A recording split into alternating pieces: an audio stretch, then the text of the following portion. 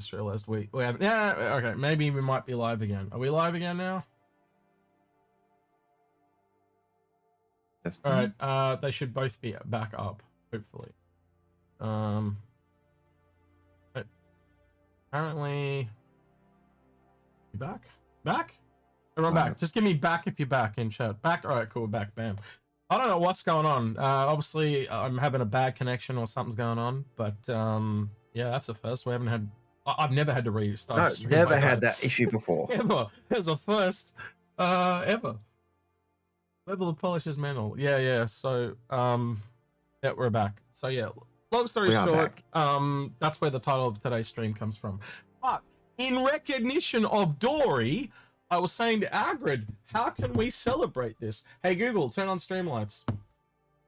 And we thought, well, let's do something that we haven't done in a really long time. And play Not a Tuna! Not a Tuna! So, if you want to play Not a Tuna, I need hopefully one person from Twitch and one person from YouTube in the Discord. So, just get in the Discord in what's the voice channel? There's a voice channel here somewhere. We'll do the waiting room. Get in the waiting room. I might have to send you down there, Algared, to check mics. Or you get to grab them. So you get to grab. We'll try and notice people come in. We'll get one now. I think because Twitch survived. Oh no, Twitch died first, didn't it? Oh, that's tough. I'll pick first then. All right, so we'll see who hops in first. We'll do one now and we'll do one later, right? So there's only one square that is the main winner. The other three are rocks. If you get a rock, I think we'll go.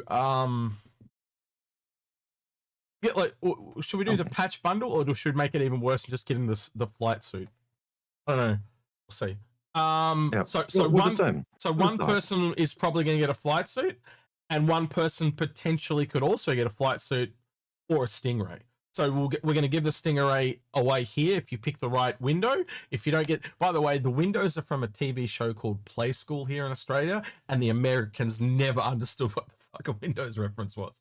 But if you're an Australian, you understand the Windows reference really easily because it's the Windows thing. Anyway, there and there. And a chair as well. Not a chair. See, now we get people go, what the fuck is upside down land? Not a chair. By the way, this is a real camera, right? This is not fake. Yep. This is real. This is a real thing. These are real pieces of paper, magnets, Dory. This is the thing we did. We just stopped doing it because it was too annoying to organize every stream. Because I've got to sit there and lay out all the paper, and it's just, yeah, right. Just join the waiting room. All right. All right. I'm going to take the punt. I didn't see who joined first. The green head. The green one, this one, that joined first. All right, dragging them up. They're muted. Oh, wait, I'm going to have to set their role. Hang on. Totally did not think about this. This is why we need mods here, Algared, so we can do this stuff on the fly. Indeed. Just hold on. I can't even see your name, sir. Just hang on. I'm fixing it up so you can... Spike 6K. All right, hang on. And Spike should be able to talk now. Spike, how you doing? Spike, speak. Hello. How you doing, there you Spike? go. A voice in a void. Let me mute the stream. One sec. Yeah, no worries. Take your time. I'm here. Can you hear me? Yeah, we can hear. We can hear. Good. Right. Hello, everybody. Hello. All right. Is there anything you want to say? Get off your chest while you're here. Just free. No, I ain't got nothing to say. All right, cool. Not a tuna. What window would you like? You can have the I'll go for the red. Square. Oh, you want the circular one? Circle window. You know what? I think he's won it. Memory. He's won it. Out of the red, did you hear me? Yeah. Red. Yeah, you did. You won the stingray, mate. You won the stingray. Oh, nice. Yeah, good job. I only had one fish and it was Finley. Because I had all the just to show you how complicated this is, right?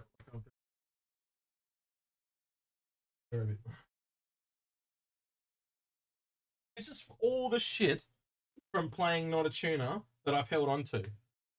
And I had all the, this was when we gave the Fury away. Like, it was a picture of Nick Fury.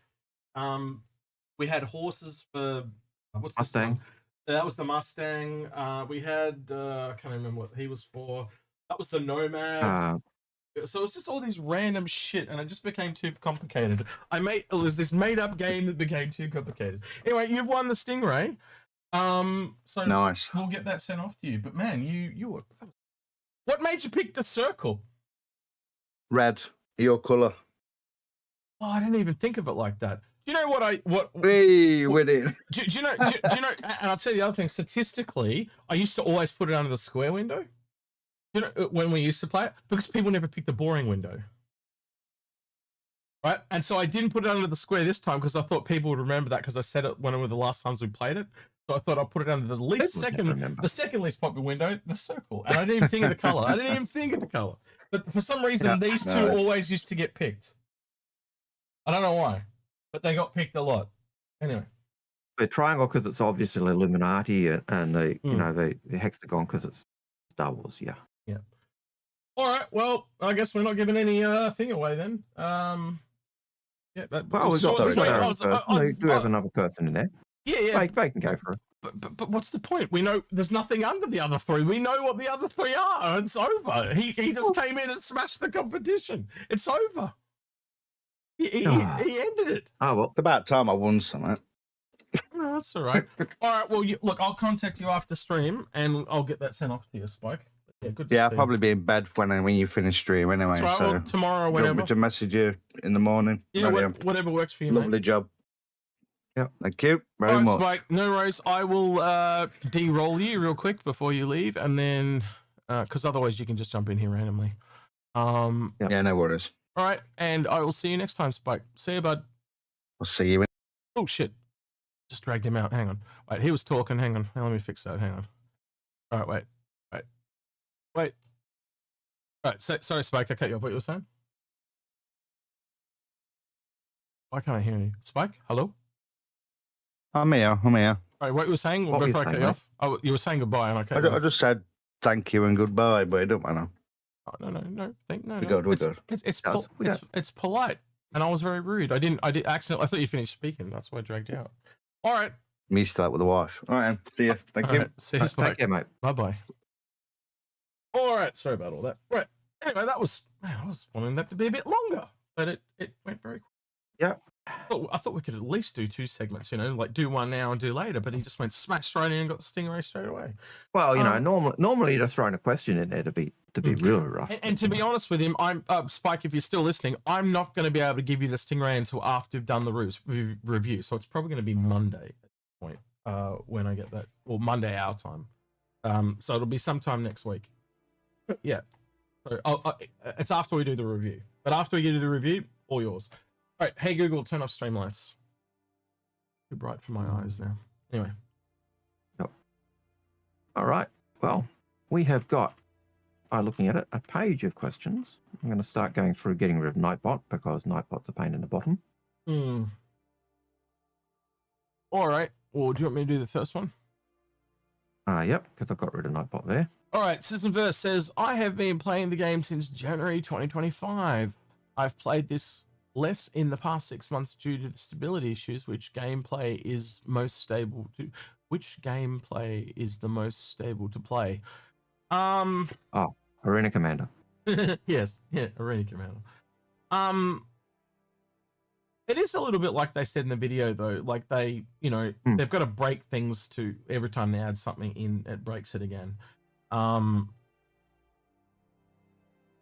And that is frustrating, but it's also part of development. And yeah, and I think that's why yourself, myself, Grim, Astro are firm believers of tuck everything in and break the shit out of it, get the gameplay in, right? If we're constantly making it stable, you're never going to get that gameplay. Like it's just going to take. It just makes everything take longer. It's like there are people that want to play the game now, and there's other people who want it to be the game that it should be, and it's never going to get to there if we're constantly stopping to make it stable all the time. But I think one of the things that came out to me in either the video or Chris's letter, I think it was the video, was getting people in the PTU to give them the analytics they need to actually fix it. Yeah. And that's one of the things they've constantly said. We don't get enough people in the PTU to give us that information we need. Yeah, and I think that if you want the game out earlier, get into PTU. I think it also shows, though, that a lot of people want to play the game. They don't want to be testers. They want to play the game. I think that's the other problem they're starting to run into, this realization that they've now put a game out there that people want to play. And I think that's what you're seeing with the PTU. That is purely for testers. But the reason they're not getting as many testers as they want is...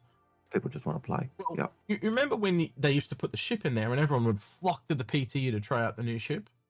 Well, they don't do that. Yep. Like, they did it with the Stingray this time, but they hadn't done it previously. I would love to see the data on the day the Stingray dropped in the PTU, because I bet you there was a massive spike. Certainly huge. Because everyone could try out the new ship. And I'm going to be honest with you, the day you put it into the PTU is the day I'd actually put it up for sale. And then I'd have a week exclusive access in PTU where anyone can try it out. Full free demo. Try out the PTU. And it's got to be to all waves. Right? So you wait until it's on all waves. Right, cool. The ship drops. Everyone can try it out. Is this the ship for you? Yes, no, make up your decision. Then it goes to live a week or two later. You either got 100%. Ship or you don't.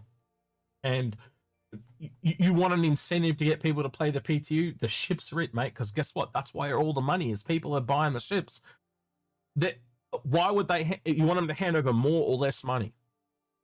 Well, if people are buying blind, you get a bad taste in your mouth if you don't want that ship and you got to go through the whole hassle of getting a refund. But if they can try before they buy and they like, you buy good faith. Good faith is invaluable. And you know by now at CIG that once you have good faith and you lose it, it's incredibly hard to get back. As you can see over here in Spectrum. That's why these people are raging, because they've lost their faith. They don't trust you anymore. And like anything, once you lose someone's trust, it's incredible. I'm one of those people, Algared, you would know that about me by now, but I will trust anyone, but the second you sting me, I will never trust you. Although it's extremely hard for you to get my trust back. Like, it's just very, very hard. I say it to my students all the time, and like, the students, we'll do something wrong, and I say, I'm sorry, I didn't mean it. I say, yeah, look, I'll believe you. But you're making, if you do it again, you're making it harder for me to believe when you say I didn't mean it. Yeah, the little boy that cried wolf. Yeah, it becomes just so. But it is something, and you've got to acknowledge that people do make mistakes, and sometimes they'll make the same mistake over and over and over again. And it's a matter of trying to work out, okay, are they just doing it because they're a-holes, or are they doing it because it's just one of those things that they do? But yeah, it is. Once you lose someone's trust, or once you get a bad rep, it's hard to, get your good rep back. So yeah. You know what I just thought of, Algared? We could do another Not a Tuna. And I'll give away, if they find the fish, then they get one of the patch bundles. About that. So I'll do this in the background type of thing. I do another stuff. Yeah, just because, hey. Yeah. And not? Spike, no, you're not allowed to enter this time, Spike. Sorry. Well, if Spike joins into the Discord, we can just drag him out. But I saw two other people there. There was Parker. Yeah. I don't know the guy's name because I'm in streamer mode. I didn't see the name either, but I did. I remember the icon though, so hopefully when they rejoin. I remember the icons, but that's about it. But yeah, what are we now? We are. Oh god, how far through the show are we? It was 9. Wait, 8. So probably in about an hour, we'll do another one. But I'll have to back up. I think Parker jumped in straight away. Oh, no, Parker. No. Or whoever jumped in straight away. You're keen, Parker, but yeah, wait, you have to wait, buddy. All right. Hey, if you sit there. Yeah. Next question, Algared, when you are ready. All right. So our next question was. Chris Kumakat-san. One? That one.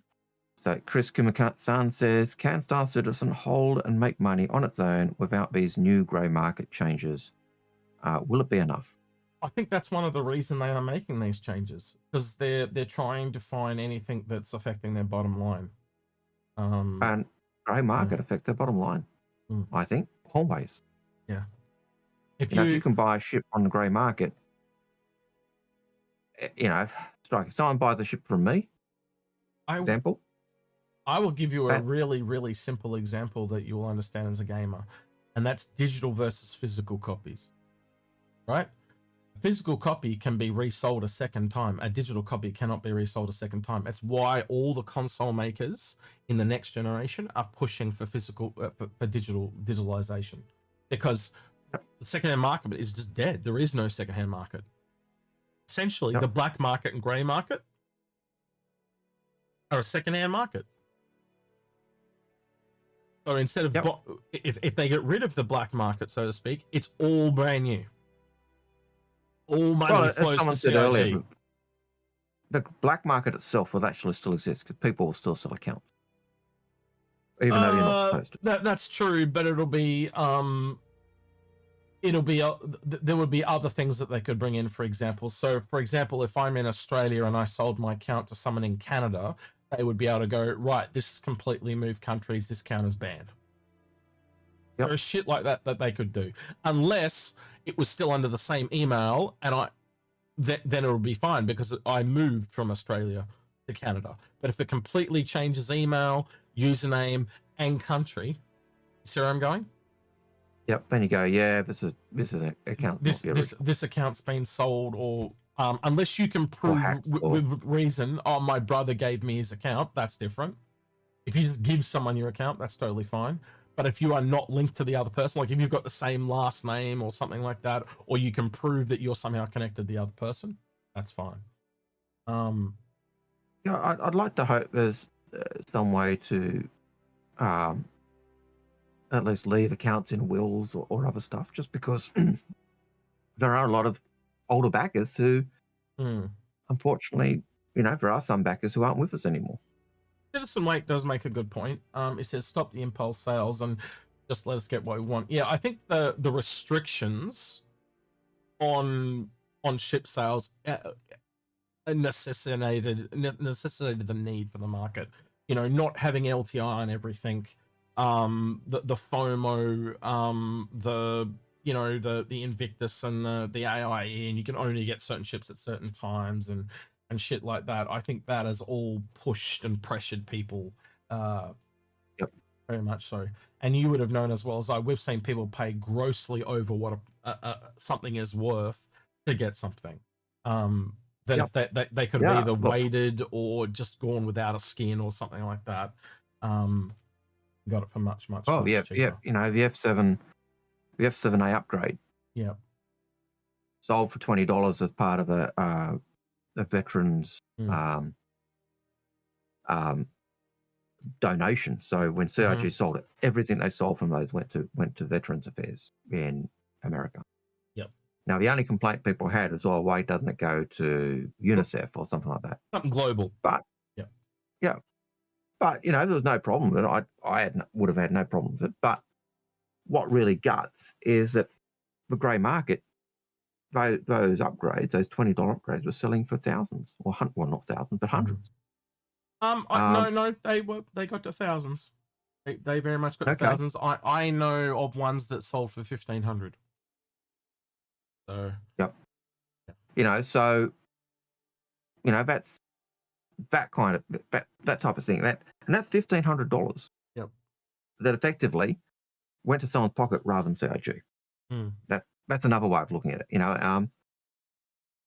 So it's people spending money on Star Citizen ships that are grossly overvalued in terms of what they were sold originally, and it's just that scarcity factor pushing the pushing the mark up, pushing the price up. And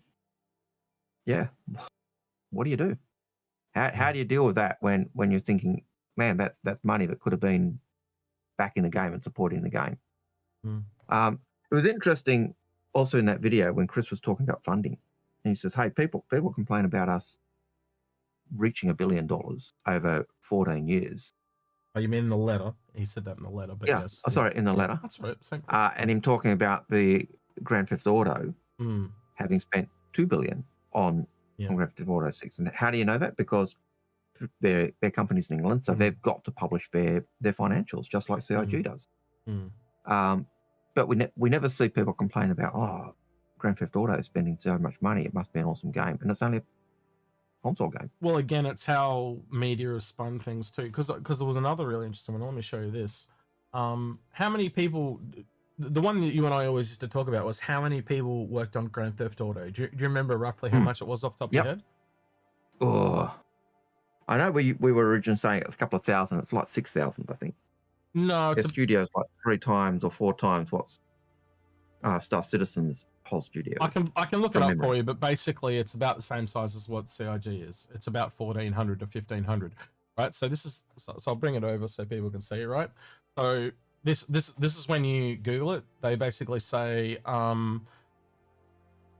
right? So it's 1,000 people worked on GTA 5. Now, if I just simply change that from 5 to 6, then it changes, and it goes up to 6,000 people. So even if you half the money and then half the people, that's still 3,000. And knowing that CIG, the highest they ever got to was 1,400, that really all of a sudden changes the perspective quite drastically. Yeah, and you're looking at the tech and what they're trying to do in the game. I still think it's the only game I know of where as you can go anywhere on the planet. But you can walk around the planet if it's possible to walk or drive around the whole planet or moon. So you've gone in a different direction to where I wanted to go. So there's 2 ways you can look at it, right? You can look at it that GTA had twice the amount of people for roughly the same amount of money. Or did CIG was not able to get as many people for the same amount of money? You see where I'm going here, right? Or did they mismanage the money and they couldn't have as much people? So it almost it brings up more questions than it answers, is my entire point. Well, I look at it and go, GTA was a well-established company, whereas CIG was always building up. It's still, because they haven't shipped the game, they're still relatively unknown in some areas, and so that makes it harder. And it's like people are saying, chat, Rockstar pays better, and Rockstar have made games previously. They also had a company from day dot where these guys had to build the company. So there's multiple factors, and all of those are big factors. But I still think you've got to look at them in I suppose not in parallel, but you've got to take it into consideration. You can't over 14 years, CIG have made that, whereas. You can't look at any one thing. It's like a sum of ingredients, and they've both used different ingredients, and they're both making different products, right? Or one's making a cake and one's making muffins, or whatever analogy you want to use, right? Because they are different. Like, for example, one really outlying factor is they are both building their own engines, right? But CIG started with someone else's engine, and it's heavily modified into their own, right? So it's so bespoke that they've essentially got to train people every time they come in.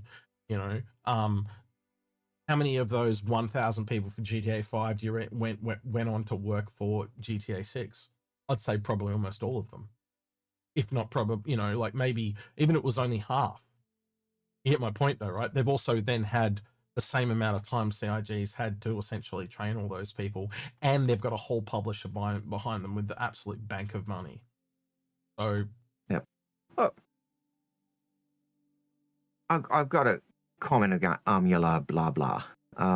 This CIG knows his game isn't great and can't compete with others. I think that's BS. I'm sorry. Like I play the game and it is great, and the scope and the vision of the game is huge. Now, can others do the tech as well as they can? Maybe. Are they being pioneers in some of the tech? Absolutely. I think that's the wrong answer. But I think the answer true thing is everyone knows GTA is going to suck all the advertising out. That's the wrong response. Response is not the about the tech. No one else has even tried the tech. No one else is prepared to try the tech because money people are risk averse. As a game developer, right, I remember doing a game design document and the money guy came in and he tore 90% of it out. And I was gutted. And the only reason, reason CIG have been able to, and he just go, sorry, he just cutting turned, you off. That's right. He just turned it back into another game. I cut you off to start with, right? But it was, sorry, I had to make that point because I think you were slightly wrong, but that's all right. But I think, you know, that's like you're saying, that the only reason CIG has been able to push that tech that they've been doing and pushing those boundaries is because we've backed the game. You know, we have funded the game and enabled them to do the things they're trying to do. But the truth is, GTA is going to suck all the advertising out of the air. You don't want that. You know, it's a thing. No game wants to go against GTA when it comes out. You want to maximize as much airplay as you can. And if you know something's going to come and take all the streamers or the play or the advertising space, you don't want to do it. It's insane. It's nuts. So I think he says it better here himself. Yep. A game that has had 12 years of blood, sweat, and tears. I didn't bring everyone over, did I? Invested into it. We started Squadron 42 in 2014, as 2013 was opening studios, hiring people, and getting the hang of module, blah blah blah. Launching into an attention buzzsaw of GTA 6. While GTA 6 isn't launching on PC this November, pretty much all outlets and most content creators will be all over it, not leaving a lot of room for other coverage. You've only got to look at any content creator when a new game drops. And then you think about those variety streamers. I can think of, there was a content creator I was watching yesterday. And he literally turned around and said, oh, it's only coming on console. Oh, I don't even own a console. That's right. I'll go down to Walmart or whatever and buy one. I'm like, because that money to them is nothing, but the amount of money they'll make off people watching them play more than plays for the PlayStation. These people just follow the money, right? And GTA is money, right? So you just basically play the game and people want to watch you play it because they might not be able to afford a console because they're on PC, but they still want to have a look at GTA. Rabbit makes a comment. Even the Fable devs pushed back to next year because of GTA. So it's not just Star Citizen. It's nobody wants to go into an area where the advertising space, the gamer place, is just sucked dry by another game. Just quietly, Fable needs to be pushed a lot more. It is shit. Yep. If you saw the boss fight, there's this boss fight, and he basically does like the same animation almost over and over, and then to spice it up, he does a sideways one. Ooh, like that game is cooked. $300 million for that. And I know we're talking about a game that has $1 billion, but we're talking about 2 games. We're also talking about much bigger in scope than Fable. But man, the money that's been spent on that, like, it's just like, why are you even trying? There's serious issues. Anyway, that's a whole nother worms. All right. Yeah. Next question, if you want, Algared. All right, next question. Yep. Oh, a bit of a sidestep there. Citizenverse says, what is your next most anticipated ship for 2026? And will you melt your ironclad assault to get it? Well, I wouldn't melt. I tend to kind of upgrade for me personally. I actually have an ironclad, but I'm probably going to upgrade it to an ironclad assault just to get the skin for free because I'm not going to keep the ironclad assault. I'm probably going to go up to a liberator or something bigger. There's probably going to be another ship come along, another ship that I like that's bigger. I might even go up to an Odyssey or something like that. Now, the original question, before I got sidestepped, was what is my anticipated ship for 2026? And we were at the ironclad. I don't really have an anticipated ship. I guess we could go back to... I don't know, Algared, you answer that one real quick while I go find that thing. Yep. Oh, I suppose I'm looking forward to seeing what they do with what the galaxy ends up looking like. But then I also know that the Kraken due this year. If Kraken's due this year, I've got to say Kraken. No, it's Invictus next year. All right, then it's the Galaxy. I think I know what Algared's is actually as well, knowing him well enough. I think it's the Connie Mark V. I know you well enough. Yeah. It would have to be that. Yeah, I want to know what they're doing with Connie. Yeah, that's good. That's good. And I think I'm scared that the Connie is going to be more Dorito. And I know it's got elements that could be really good. I'm torn. I'm torn. I like the classic look of a Connie and the old look, but I can see the new styling of CIG of RSI is Dorito, and I can see them pushing down that line for a Connie Mark V. I hope they don't. But what they did with the Aurora and gave it a more Dorito look, I can see it doing the same type of. I can see them doing the same type of thing with a Connie. And I think when they rework it, it'll hopefully solve a lot of the problems that Connie has. But yeah. Well, me and Pete had a discussion where we were going through talking about just this during the week, actually. And we reckon it's going to be somewhere between the Zeus and the Polaris. That's kind of what we were visualizing. Yep. So you're not wrong. But yeah, we went through a bunch of things. And you know what I think? I think the engine should break off the outside and stuff. So. Yep. Look, Dorwitz in Twitch says the Connie will be a new Corsair. I actually think the Corsair, when it came out, was a far better Connie than a Connie. Like, it had basically the similar weapons. The only thing it really lacked versus an Andromeda was the P-52. I love the P-52. I love the concept of that snub fighter. But what sold the Corsair for me, and was the fact that you had those individual crew rooms rather than just a bunk. Sure, you don't have an escape, but the way the Connie was built just felt it just felt claustrophobic. Was probably a feel. We're just talking about datedness, like all the ships have improved, and it's going to be really nice to see an updated Connie like that. Because I'm going to be honest, that would be my most anticipated if it does come this year. It is a leak, but we did say bringing out something monumental like that around October, when they do the content creator event, would be pretty big. That's how I would nail in the coffin. And I could see them doing that. Like I could see it originally being planned, new Connie for the launch. So if they were planning the launch in October as they originally did, I could see them doing that. But I could see them doing it in October with the playtest as kind of a this is a new ship. It's the deadline is set here as the 13th of October. So realistically, almost all the others are like a month or you'd expect to see them. So I'd probably expect to see that at IAE at this point, realistically, where if you kind of look, there are 3 things that finish in September, and that's what I'd expect for October. So you got the M60, the Hun, and the Skylark, and they all finish in. So remember how they did 3 ships last year? They did the Stinger, the Shiv, and the Paladin.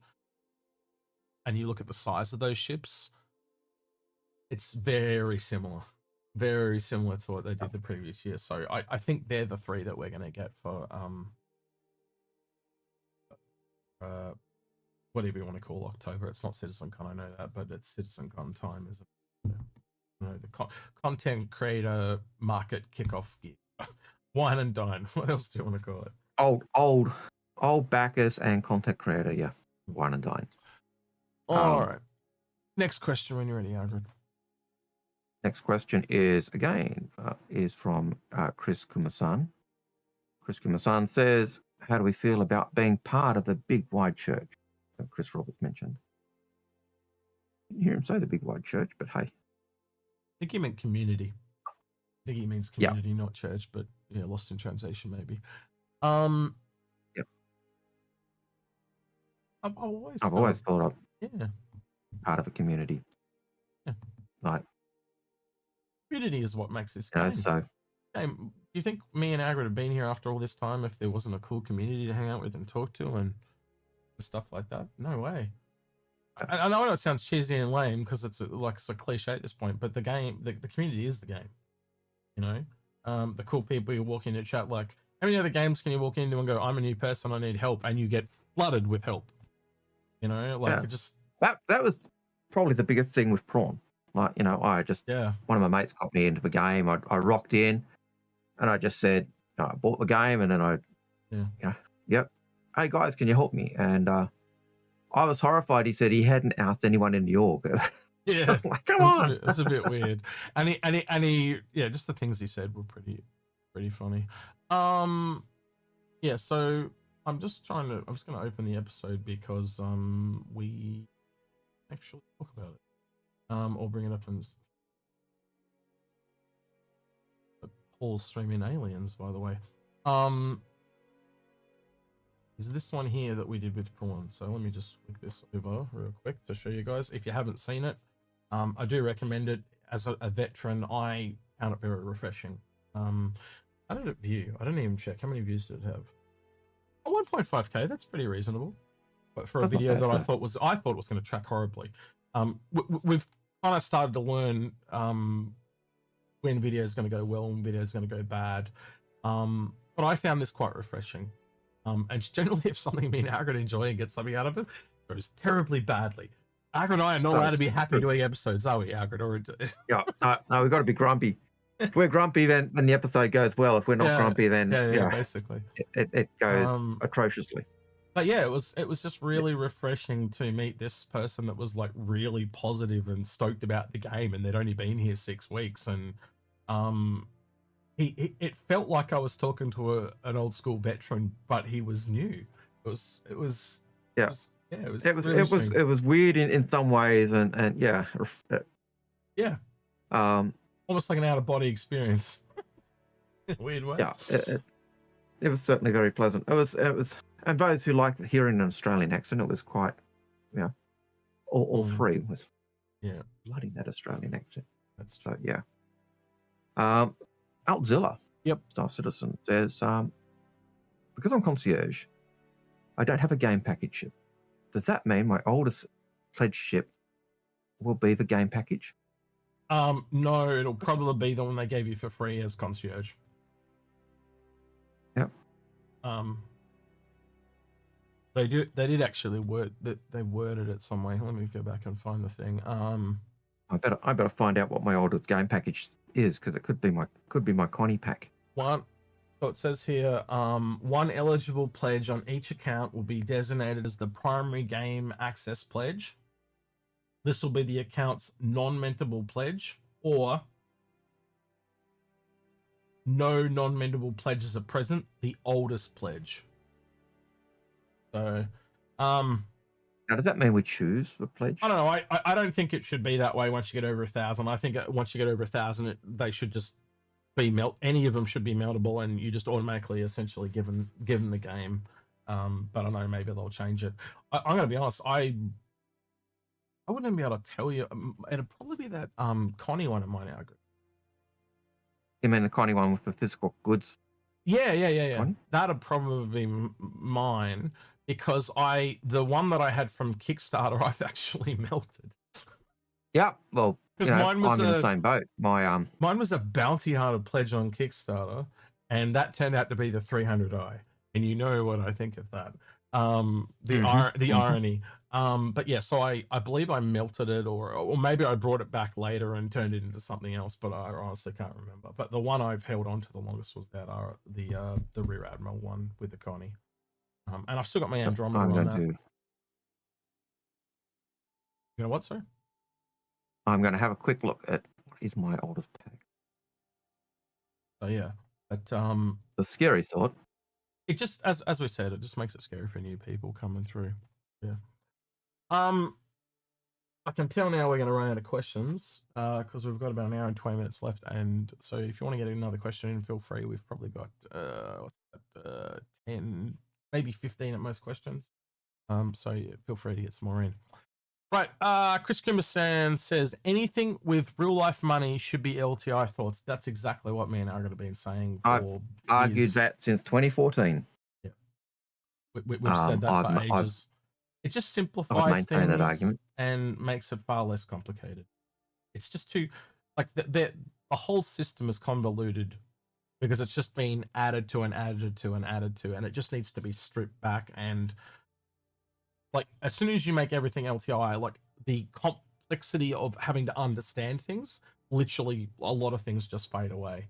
Like, because the first question someone has is, what is a CCU? They are now calling them upgrades on their store. But to show you how out of context it is, right, that they don't even understand their own system, he literally mentions cross-crash upgrades here. They're not called that anymore. They're called upgrades. To the point that me and Algared have had to be, we've kind of been teaching ourselves to say upgrades. You'll often hear us say CCU or something like that, and then we'll go, oh, I mean upgrade. Because we're trying to get that new vernacular down because we're so ingrained with the old shit. Obviously, this person that did this has exactly the same problem. But they're not called that anymore. Oh, again, the whole system is just too complicated. Anything you can do to simplify it is a blessing. Anything you want to add to that one, Algared? No, 100%. All right. 100%. Next one when you're ready, if you want to go for it. The next question is from Citizen Verse. Yep. And Citizen Verse says, so, being a former graphic designer in my previous career, I get the design studio needs to have an inspiring vibe. But the behind the scenes just look like they spent too much cash on it. I don't think as much money was spent on that as people realize. Like, a lot of it is like essentially pieces of trash that are painted colors. You know, how, if you think about the math, like how much does it cost to get a handyman to install something, right? And if you're going to have a normal barricade, the argument would be made, what's the difference between a normal barricade and a trash barricade that you've painted to make look custom? I don't think there'd be a big price difference. You know what I mean? In the fact that you could probably get it for around the same price if it is recycled goods and stuff like that. They don't need new things when they're going to paint them, do they? I think for the little bit extra that you pay for the morale you get out of it and the theming, I think it's worth it. Well, I just go ahead, Algared. I was just going to say, well, I have found out what my oldest account is. Right. My oldest game package account is the Mustang Amiga. That's my oldest current existing account or package on my account. Now, going back to what I was saying, I'd be more likely to complain about things like them having couches with the English flag on them. But that said, though, what does it matter? Because you've brought 10 of them at once, they all become cheaper. You've essentially bulk brought them, right? Because again, the argument would be, well, why isn't this a normal couch? My argument is, why isn't it a couch out of Grimhex? Or why isn't it themed in with the up? Do you know what I mean? That's the.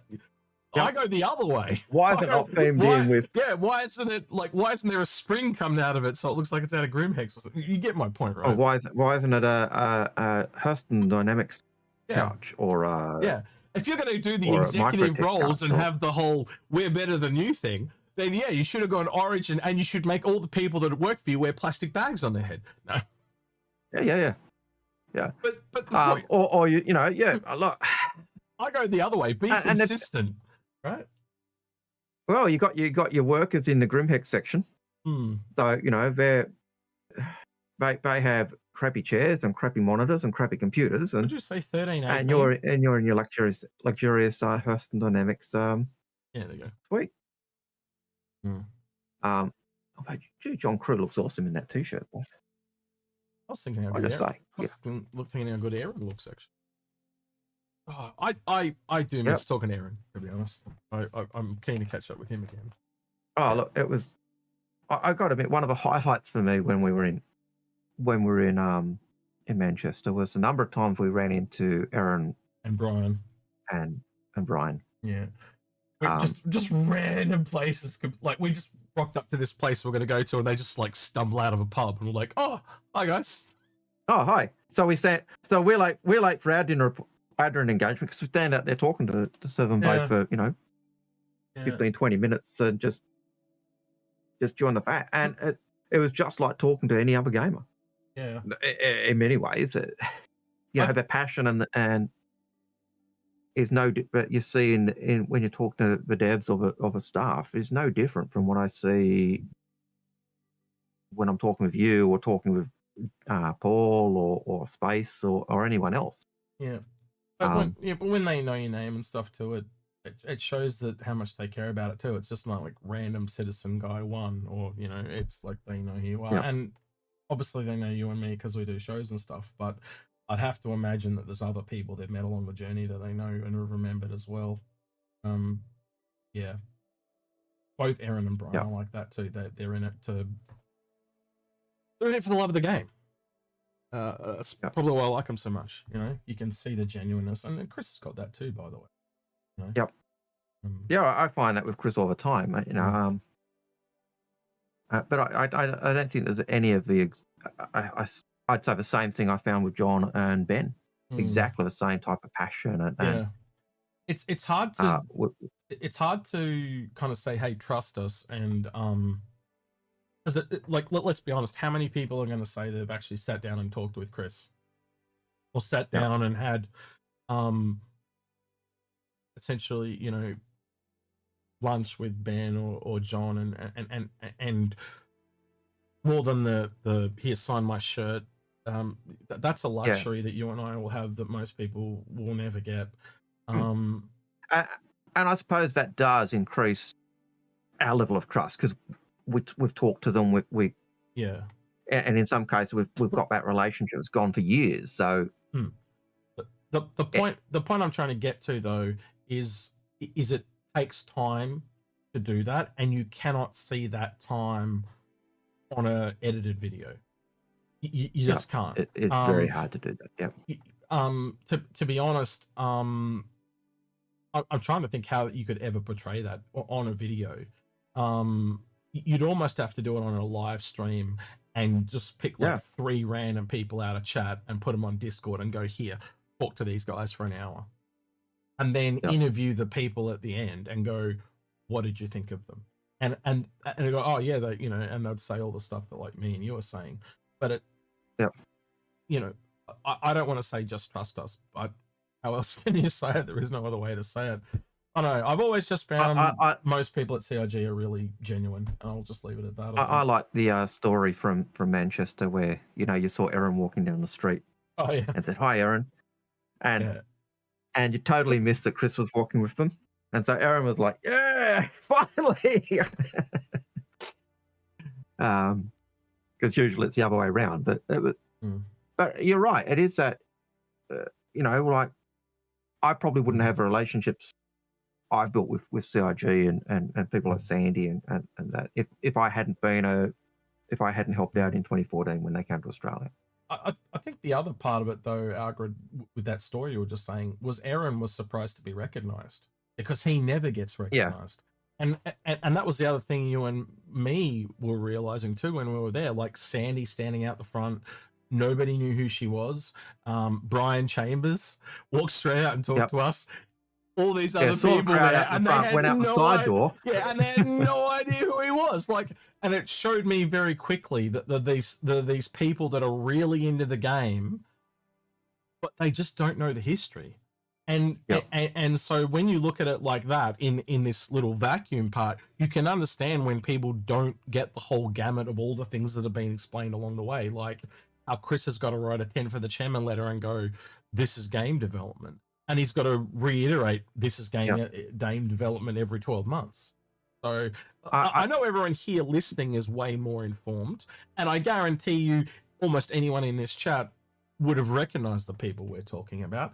But we've got to remember we're not the normal crowd. We are the minority veteran crowd. And I do need you to put up that picture of that office scene with John Carew and the people. Okay. Sandgroper. Aaron Roberts is in that photo. We've had it up 3 or 4 times. How can you ask, is Aaron Roberts still with Star Citizen? There he is. You got to forgive him. Far left. The sand people of Perth, aka Tatooine, are often drunk at this hour. Yeah, the they grasshoppers haven't got home from the pub. It is only it's only like 9, almost 10 a.m. here so they're 3 hours behind. So it'll be like 7 a.m. He's only just stumbled out of the pub. You got to forgive him. Yep. But there he is. So he's still working. That's Aaron Roberts right there. It even has his name on his shirt. Yeah, it even has his name there because he's talking. There you go. Yeah. So the people that were kind of new to me were the 2 guys in the middle. I hadn't seen them on camera before. All right. But I do remember know their faces. Sorry. Yeah, go ahead. Yeah, I've got to say for Aaron, not for Aaron, for Sangroper. Okay. He's listening with earbuds because he's about to mobilise. Oh, he's in a drunk. Okay. He's in a drunk stupor, and he can't see. He's gone blind. Right, I get it.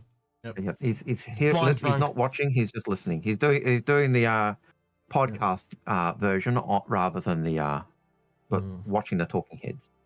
Right. So yeah. All right. Next question. Yeah, go for it.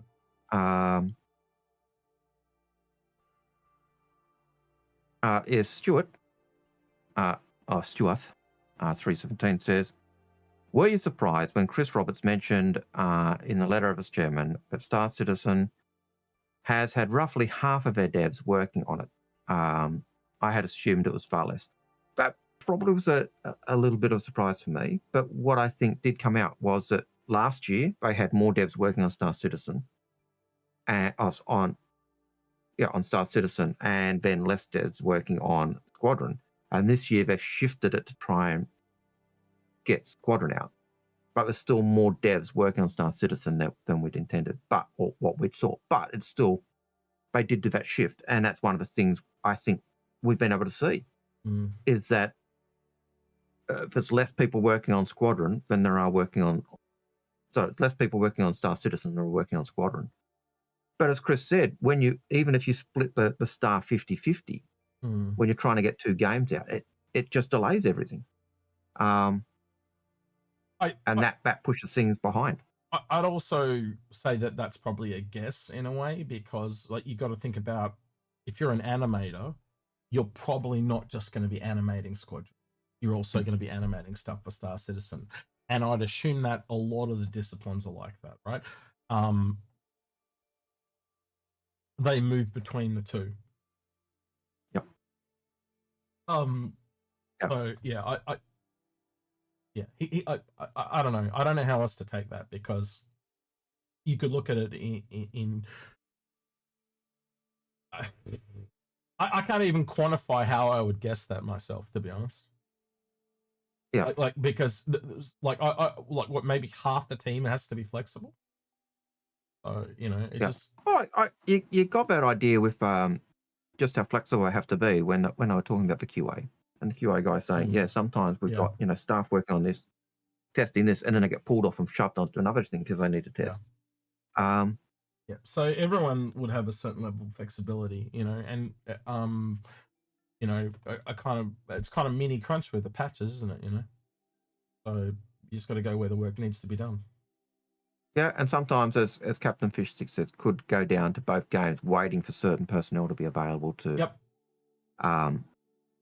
work on the task, and you can only work on one thing at a time. You can split yourself. I tell my students, I say I want 100% effort on this, and say, but I can multitask. And I say, yeah, but if you multitask, you're not putting 100% effort onto this task. And it becomes the same way, You are literally you start splitting your You are literally describing prioritization. Yeah. And that's the ability to self-manage and get things out in a timely manner and prioritize the order. Yep. Nailed it. And that is one of the problems, and that's what they're trying to do at the moment, is push Squadron out, so they're moving more staff to there. But because they're doing the game in live development, and they've got the PU as that live game that we're using, they can't just not do anything with it. So you still got to keep that going and still got to do stuff on it. Doesn't mean it. What we see is less, yeah. But it's still, you still got to do, you still got to try and get that done. How would you feel? I'm just kind of sitting here like, how's a way we could speed up Star Citizen's development? How would you feel if they spent like 6 months stabilizing the utter shit out of the game, right? And then they don't touch it for 3 years and then just go work on Star Citizen for 3 years in the background. I could live with that. So so they can add new ships, but nothing else but new ships. So there'd be no new events, no new nothing for 3 years. And I just picked an amount, right? I don't know how long. It could be 12 months. It could be 3 years. I don't know. It could be 5. I don't know. But then they come back and then they've got like, here's 1.0. What? Wouldn't that speed it up? Wouldn't that speed it up? Yeah, probably. Possibly.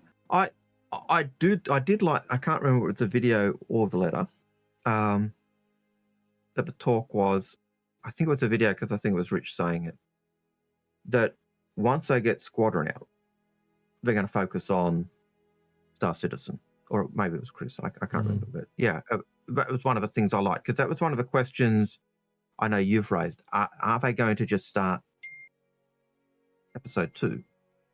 Or are they going to do Time of Star Citizen? And I got the impression from that comment yesterday, yeah, because I'm telling you now, there's no way episode 2, people are not going to put up with that.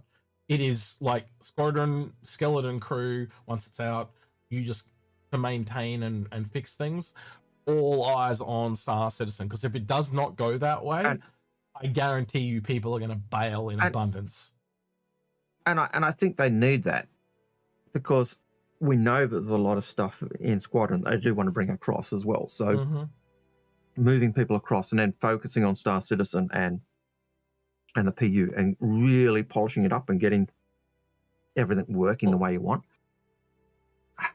Well, let me ask you this way, Algared. Do you think all these people here are angry because Squadron 42 is not coming in this year? Or do you think these people are all really angry because they want Squadron 42 out of the way so they can start work on Star Citizen? Because I'd say it's the latter. I'd say there's a bit of both. There are people who seriously want to play. So it's probably, so you're saying it's probably what they consider a lie is a part of it. Okay. Well, the lie is that Squadron's not out. Squadron's not out, and I want to play it. No, the lie is you said Squadron was coming this year and it's not. That's the lie. Yeah. And that's the lie. But, but they also want to play it.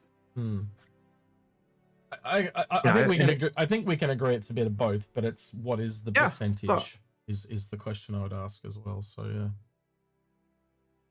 Yeah. All right. So Project Gnome. Does anyone know why Jared hasn't been on camera much lately? He hasn't been in the recent videos behind CIG. It's real simple. He went and got married. He went and got married in Las Vegas, apparently. And you can go look at his Jared Huckabee likes to like things or something. I think his username is on Twitter. And he did a post and had a photo of his as Australians would say, Mrs. Yeah. Yep. Oh, married at Disney World. Oh, there you go. He does like to go to Disney World. I've been told he goes there. He does. He loves Disney World. He does. But yeah. So that's why he's not there. But, it's also, you've got someone else who's moving into content creation, and Jared will be moving on to other areas as well. And, for a second there, it was the Owl Show again. It was me turning on the lights because it's time for Not a Tuna! Not a Tuna! Right. I think we've got where did Parker go? Parker? You get back here in the next 10 seconds. I think he's in there. I don't see him in there, do you? Not sure which one is Parker. I see some other people that are not Parker. So I was going to grab Parker because Parker was there. He was the name we recognized. And I don't know who the other person. I think it's the guy that's got G on my screen. He's got a G. That's the one that I remember from last time, but it could be wrong. Who was the one that looks like do you remember the icon from last time? Or have I forgotten? It's been an hour, so I've probably forgotten. All right. I'll give Parker 1 minute. But I can't see him. Is there a Parker in there, Algared, or not? Dahlberg and Guns And Wake. I know. Parker is not there. No, Parker's not there. Yeah, I can see you there, Wake. Oh. I know you're there. Hang on. Oh, there's Parker. All right, and hang Parker on. has just popped up. All right, hang on. Give me a second. Because Parker was there for the last one, so I felt bad. Right. Maybe we can. All right, Parker should be able to talk about it. Parker, who was the other person that was in there with you before? Parker? Parker. Speak. Parker can hear us twice. He's listened to the stream. He hasn't. Okay, Parker, you're making me sound like a crazy person, like I'm talking to myself. There we Discord is awful right now. Right, Discord's awful. It makes me reset my freaking headset all the time. Ah, yes. You gotta love that with Discord. So real quick, who was the other person with you that was in the voice chat channel earlier? You remember? I think it was Wake. Wake. All right. So, all right, might do another one with Wake. All right, real quick. So what I'll. Which window are we going to look through today? Man, I really need to add a third one in. Right. So what I'm going to do. Also, while I'm on the stream, is your question bot working? Yes, it is. Because it's hard to tell that YouTube's getting through all the time. I'm going to say most of the questions that are about to come up are all from Twitch. So I need to grab YouTube, and then we get Twitch coming through. All right. There was one here of a spaceman somewhere. Hang on. I'm just going to grab. That's my one sidetrack. And what we do is the questions that come in an order, and we just go through them in order that they come through. So yeah, at the moment, it's all the YouTube questions, and then it's going to be all the Twitch questions that come through. I don't want to make Pickles work, so yep, I'm not talking about it anymore. I'm not going to make Pickles work. No. Pickles is. But I think what you need to do is we'll put another one in, and one is the flight suit. That's what I'm going to do, but I can't find the space. There was a spaceman one here somewhere, and I've lost it. So I can't find it. So I was going to do the spaceman for the suit, but I'm just going to use the penguin. Oh yeah, for the thing. I'll watch the screen. Yeah. Right, yes, so you'll need to watch the screen. Taking one of the stones out. If it's not going to be a tuna, can I get a halibut? So what we'll do is I think we'll do that's a flight suit. One flight suit, which is the penguin, and we'll do one store bundle, which was the Finley. That sounds fair. So no, I'm just here to help with the show. I'm not going to look a gift horse in the mouth. Now you got 50% chance of winning. Yep. Now you got a 50% chance of getting the bundle. Right. What window would you like? But Wake, you are going to have to wait until later, mate. You're going to have to wait like half an hour. We'll just spread it out. Anyway, go away. What you want to put the windows back? There we go. They are back. What are you talking about? You're getting you got you talked too much about strategy earlier, so now I'm trying to think. He mentioned that he was putting it in the blue window before a lot, but so now he's probably not going to put it in the blue window or the red window because he just got caught in the red window. Or did I deliberately just put it straight back into the red window so you wouldn't pick the red window again? Yeah, I'm just going to fuck with you all over. Don't worry, I've fucked about this already. You are now up to where I'm up to. As Spike says, I'm going to go for the... I personally would always go yellow because that's Hurston yellow, so... Yeah. I'm going to go for the Illuminati yellow. He's following her. God damn, Algared. He gave it to him. Look. You just gave it away. No, I didn't say I just went for the symbol. Right. Right, now I'm going to put... Now I'm going to have to go put a rock back in now and mix it around again. You might need to change the name because normally when you're fishing, it's hard to catch a fish, but lately we've been catching fish like nobody's business. See, nobody remembers the original on a tuna. Like it's been that long, but it came to me in a dream. It's going to sound really weird. You know how he goes, "It's not a tumor." In you were talking about Schwarzenegger. Yeah, it's not a tumor, like that. And I, for some reason, it was in a dream, and someone was speaking like instead of not a. I think it was John Citizen or something like that, and it was a dream about fishing with him, and he goes, "It's not a tuna," and it just stuck, and I just like Like, it sounds weird. And See, that sounds like a t-shirt idea. My brain goes the weirdest fucking places, bro. Like, the weirdest places. And then we needed to do giveaways the next week. And I went, not a tuna, because, you know, like Pluck a Duck. Oh, you guys wouldn't know what Pluck a Duck is either. I just realized. No, they wouldn't know what Pluck a Duck is. So here in Australia, there was a TV. So we had a very famous show that would have been akin to your Saturday Night Live called Hey Hey It's Saturday. Right? This show ran for like, what, 30 years, Algared, I think it was about, roughly. Oh, even more than that, because it started off as a cartoon show. And so people watching it actually grew up watching Daryl Summers and an ostrich from being kids all the way up until 30 or 40 or 50 years old. And so, yeah, it became a variety show, a bit like late night, a late night show. And one of their shows in that was Pluck a Duck. Which is what I was trying to get Pluck a Duck. And they had a mascot that dressed up as a duck because it's called Plucker because it rhymes with fucker. Is what they call it that. So, and what you would do is Australian humor. They had all these ducks on this giant wheel that would spin, and you would go in and try and grab one, and you got it out, and then they'd pull the shirt of the duck up, and it would literally have a number on the chest, and that number would be what you won. Yeah. So, that's one way to draw some lottery numbers. So this is a dream crossed with Pluck a Duck, basically. It's anyway. Yeah. All right. Well, that's ready to go for Wake Winner. So that means Not a Tuna should be in the T-shirt list. Probably. You got to have a mental image for Not a Tuna and make it a T-shirt. But yeah, as soon as he said Dory, and I thought of just keep swimming, I remembered this magnet, and then I went, oh, we got to do Not a Tuna again. Just like, we just thought of, we bring it back as a more regular thing. Like, people really enjoyed it when we've done it in the past because it's just wacky and weird. But I don't know. It needs more tinfoil hats. Way to do giveaways, and it meant the giveaways were live, so it was none of that. Leave a comment and be picked. That you had to actually be here for the show, and which kind of did help with numbers and and viewing, but you know, I'll dress up as a tuna when Algared dresses up as a lobster or a giant prawn. Yeah, I will do that. No, sorry, I can't dress up as a giant prawn because we'd have to get Prawn to come and dress up as a giant prawn. No, you dress. Did you guys talk about the sneak peek? No, we're about to do that now, Parker. So, good. Did you want to stay here for that, or do you want to drop out? It's all good. Whatever. All right, I will. All right. Looks like it's the Marauder.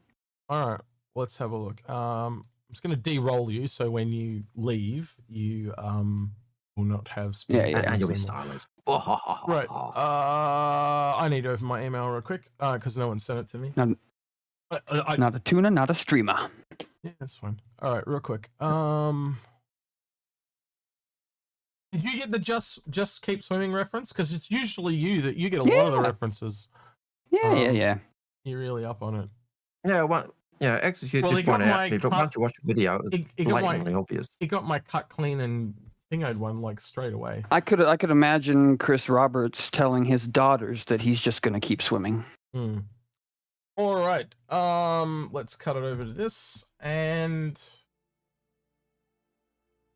that is a Drake. That is very much a Drake engine.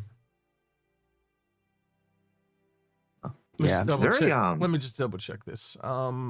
I was thinking in Paul's Discord, I said, how hard does a Drake fighter have to punch above its weight if it's a heavy fighter? But a Drake Marauder is not due until 19th of October. What was the byline to that? They can change priorities. The tagline. The tagline, ready to plunder. That's a Marauder. That's a Marauder. Yeah. So something's not lining up with the leaks then. Or Gray's Buckstang, as Chris says. Or they just move a couple people around and change schedules. It happens. Or maybe the deadline is when they actually want to release it. 19th of October, though. That's like 19th of September would be more realistic. I don't know. I think maybe we look at the deadlines with a grain of salt, but I do think the names make a lot of sense. We'll see. And maybe it was an old list. Maybe they've had the list for 3 months, and it's, as you said, kind of tough to pick out the ship by the picture. It seems too. You've got nothing more than a Drake. Actually, you know what I just realized? It could be a big ship, could be a small ship. Nope. I'll see if anyone picks up on it. You think it might be Grays? Nope. Just look in the picture and see what you see. See if anyone else can spot it. I see skull and crossbones Exactly. image. It's a skin And that for Pirate Week, which is in September. This could just be a buccaneer plunder. Yeah. or a cutlass. They are do FPS sneak peeks too. Yeah, so it doesn't mean it's a new ship. It could just be a pirate skin. See, even people on Twitch picking up on it. Yeah, exactly. So there's nothing to say that this is a new ship. But what ship would it be on? By the if it way, is a skin? Who was it that pointed out to me? Future Lord pointed it out during the week. That other sneak peek with the air pressure thing, and we're wondering if it was a thing for the Stingray. It turns out it was an FPS weapon, and he linked it to me, and I'm trying to remember where the hell he linked it to me. It was on the Discord. I think it was in that was in general? No, it might have been leaks. Was it? You know, he had the image of the two guns. You know, he linked it to me. I thought it was in leaks discussion. Trying to remember where it was. God damn it. It's from the ASD gun. Yeah. It's what Dom 4419 says in Twitch. Yeah, well, can you link me the image, Dom? If someone can remember, if anyone's got the image, just link it to me directly in Discord. I just want to open it and show people. But you can clearly tell that it's from a gun. Just to kind of show that it's not always a ship. That's all I was trying to do. But yeah, so I'm wondering if this is just a skin preview. Yep. No, it could very well be. In a preview of, well, it does say prepare to plunder pirate skins. Yeah. See where I'm going? Like they would be actively aware that we know about the Marauder leak, so everyone's gonna go Marauder. But the skull and crossbones, that only appears on one kind of thing, and that's the pirate skin. So even if this is a new ship, I would love to see that type of pirate skin on other ships as well. Well, a Marauder at Pirate Week would be kind of cool, though. Let's be honest. It would. Which pirate skins and a new pirate ship. Yeah, it can be both. It can. That's what I'm also bringing up, Feather. But I think realistically, I think, well, again, it almost does look like a basher in a way with the fin thing along the top of the engine. But we did have a bunch of, God, I'd have to go back and look, but a couple of months back they did list all the ships that were getting pirate skins, and scroll back and see if I can find them. Because that would also help you work out which Drake ship it is. Yeah, so they've got a Clipper one here, a Shiv one here, a Basher one here. Let me have a quick look at these. No, it's not the Basher because that engine's completely different. But I will look. I'll just I'll open these so you can see the ones I'm talking about. So there's a Basher one. It's not the Shiv, but there is a Shiv one. I'll open that. Really cool. There's an Ironclad one, and there's a Clipper one. But I don't see that engine style specifically on any of them. But there's nothing to say it couldn't be an older one, like say that looks very Buccaneer to me. But it's also on the wing strut. It's a pirate skin. So if you go back and have a look at those images, yeah, there's a wing. You got it on a wing on the. Well, it could be from this wing to that engine. Mm-hmm. Does it see the red line across there? And then, where was it? And there's the red line. Oh, no, that's in the background though, not the foreground. I don't know. There's a red. If you're looking at that wing, look, there is a red thing along the top of the engine. Yeah, I reckon it is the Basher. I reckon it is the Basher. Now I've seen that. Red on the engine. Red on the engine. Yep. White, grey on the wing.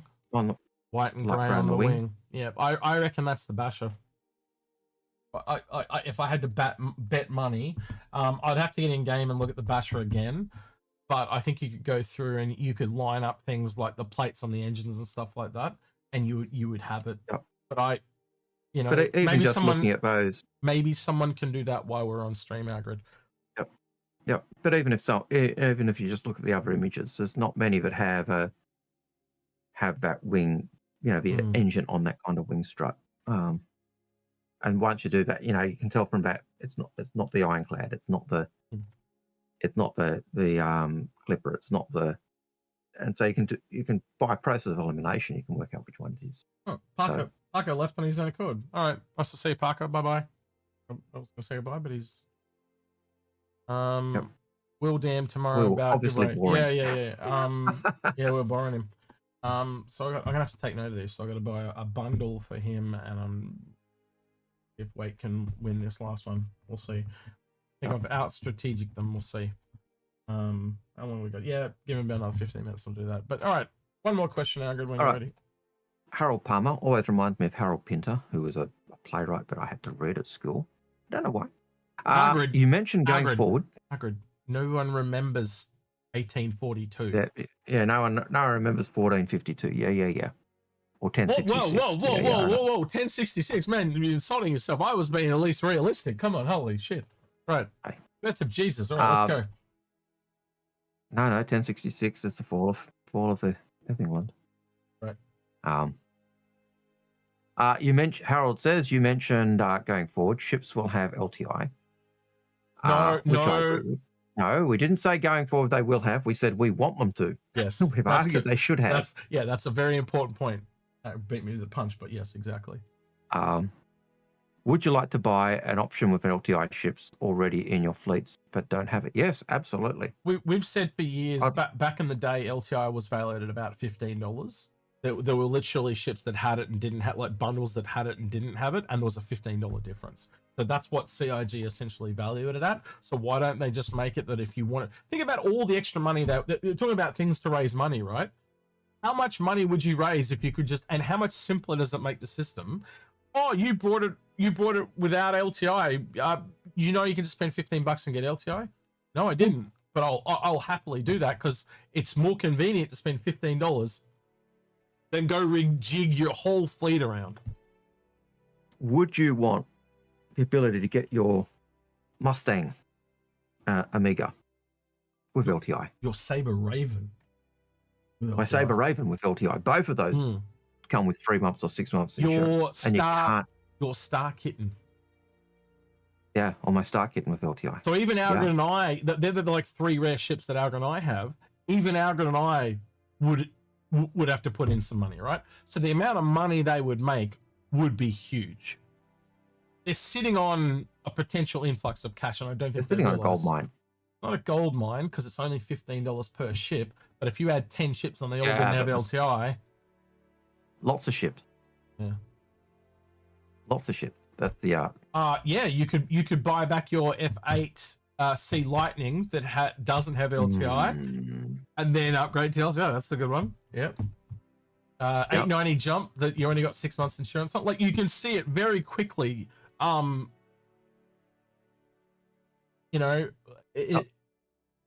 Yeah, they're worried that because they've made the system, they're like, yeah, but people will buy the whole ship to get all. No, they won't. They won't.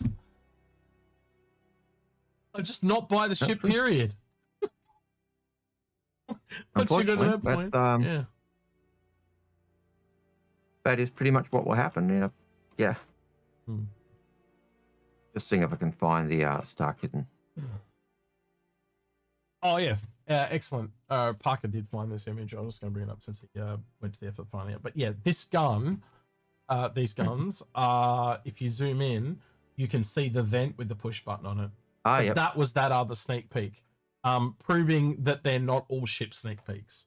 And I know there's been others that are like the one of the armor that was the week before that as well. So there is plenty of evidence now to know that they're not all ships.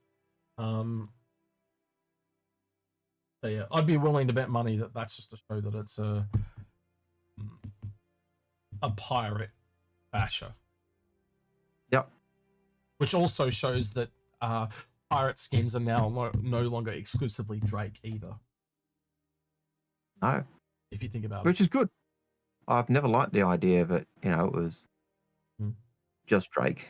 Yeah, because I really want. No, you and I have talked about this, but like an 890 jump pirate skin would be amazing. Yep. But someone, I did show it to you a couple of weeks back, but and I've probably even showed it to stream by now. But do you remember that that really cool Pyro Idris one? Pretty sure I sent it to you, didn't I? Probably. Some point. Getting a liar out of myself. No, I probably didn't send it to you then. Who the hell did I send it to? One of the 30 people I talk to a day. I would have sent it to Grim at some point, 100%. Hang on, let me go back and see if I can. Yep, you're right. So I'll show you two cool ones. I'm pretty sure I've showed this on screen before. So this is a pirate Perseus you showed skin. me. Yeah, you showed me that. I showed you that, right? Cool.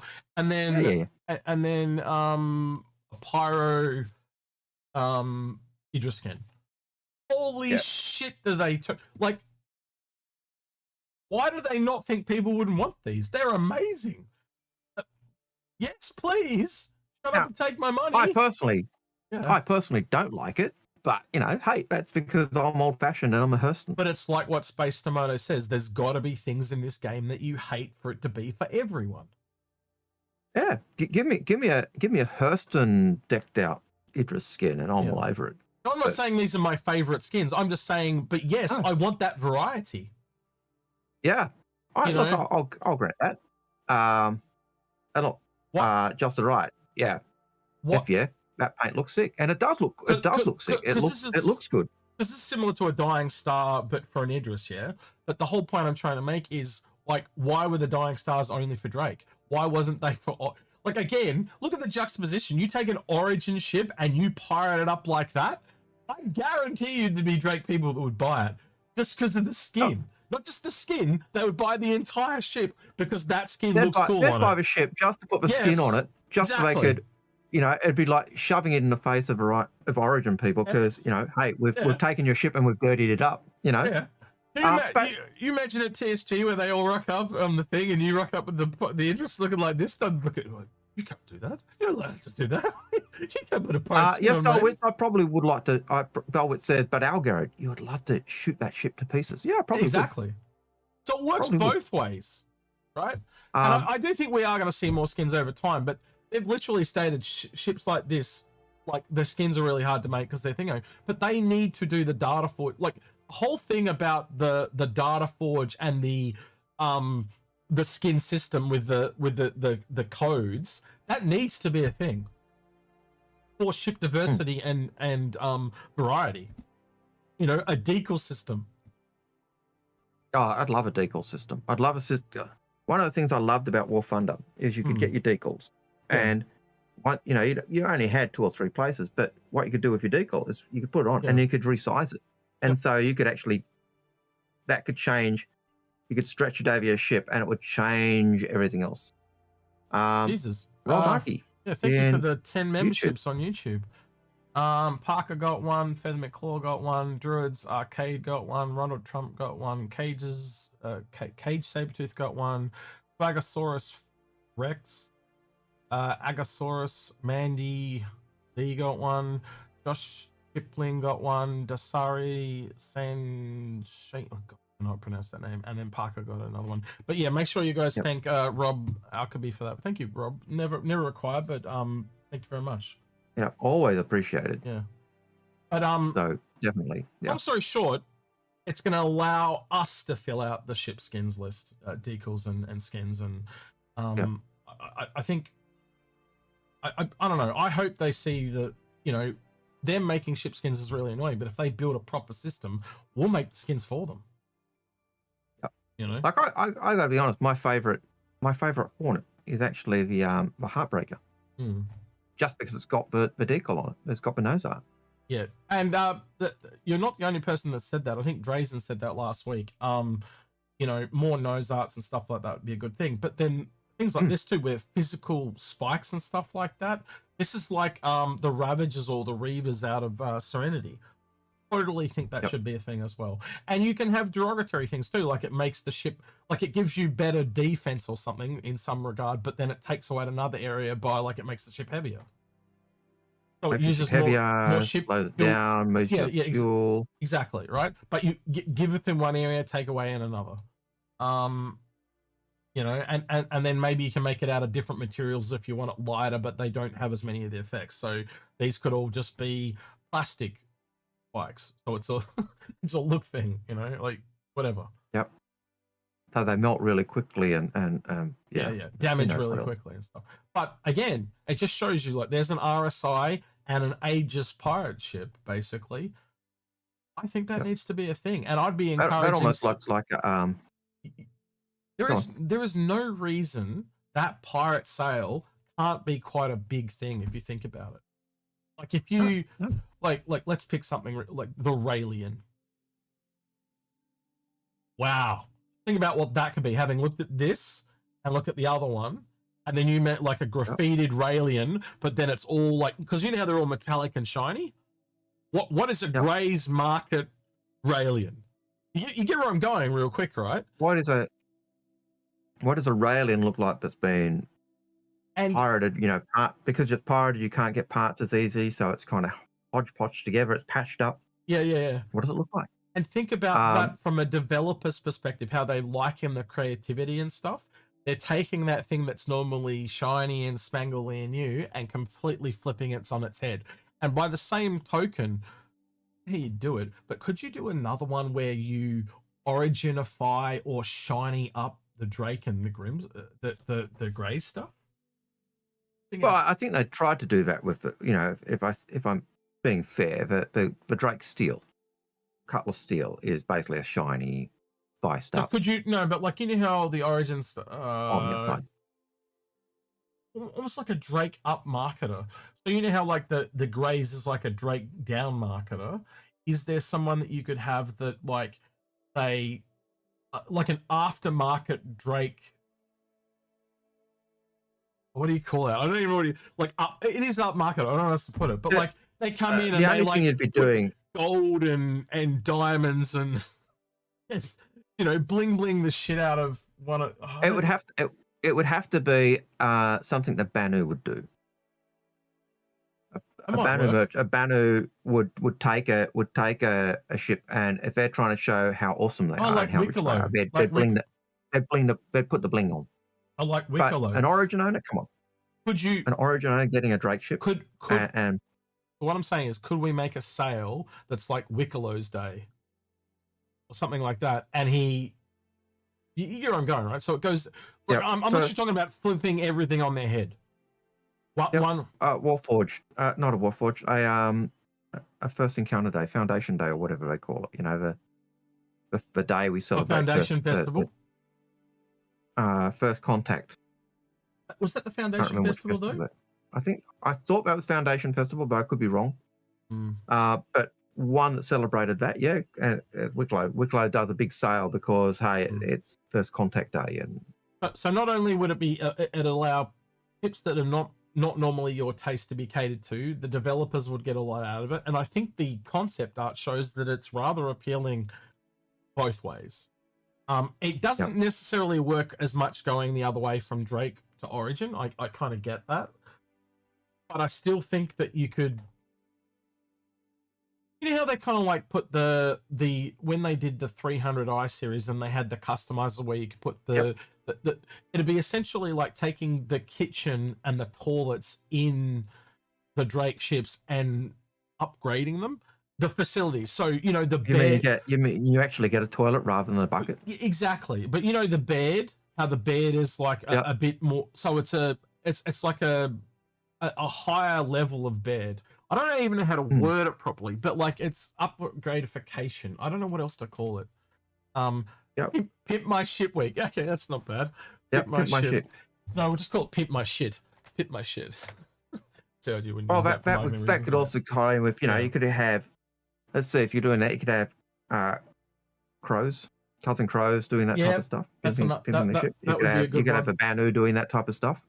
But I think it would work. It'd be a really cool sale to do that would, again, you could probably,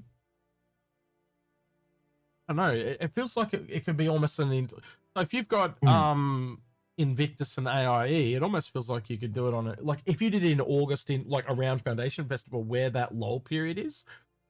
Just saying that's the one I'd go for, and it would give a huge artistic flair to the developers. I don't know how people think about that, but like again, if you could take something that's high tech and make it low tech. So what happens when you take Mist ship and you scruff it up to be more like a Drake ship? It works on industry too, not just on. Here I'm going though, right? Like, you see what I'm trying to say? Yep. Like, I feel like I'm repeating myself at this point, but you get my point, right? Yep. It's just such a juxtaposition. I think it'd be rather interesting. Anyway, I've got to look. When I look at that image of the Polaris, so to me, it's not. Right. I'd say you need but, glasses, but yeah, I do. I've already got them, but it doesn't to me look like a Grays shift type stuff. It looks like it almost reminds me of Voyager when they've kind of incorporated the Borg kind of parts and upgrades on the ship, and it looks like a Vandal ship that's they've taken Vandal parts and upgraded the ship with Vandal parts. Dole Weezer said something that I've kind of long suspected, and I actually think this would be a good place to sell it as well, is modular body kits for all ships. And that's kind of what you're describing too.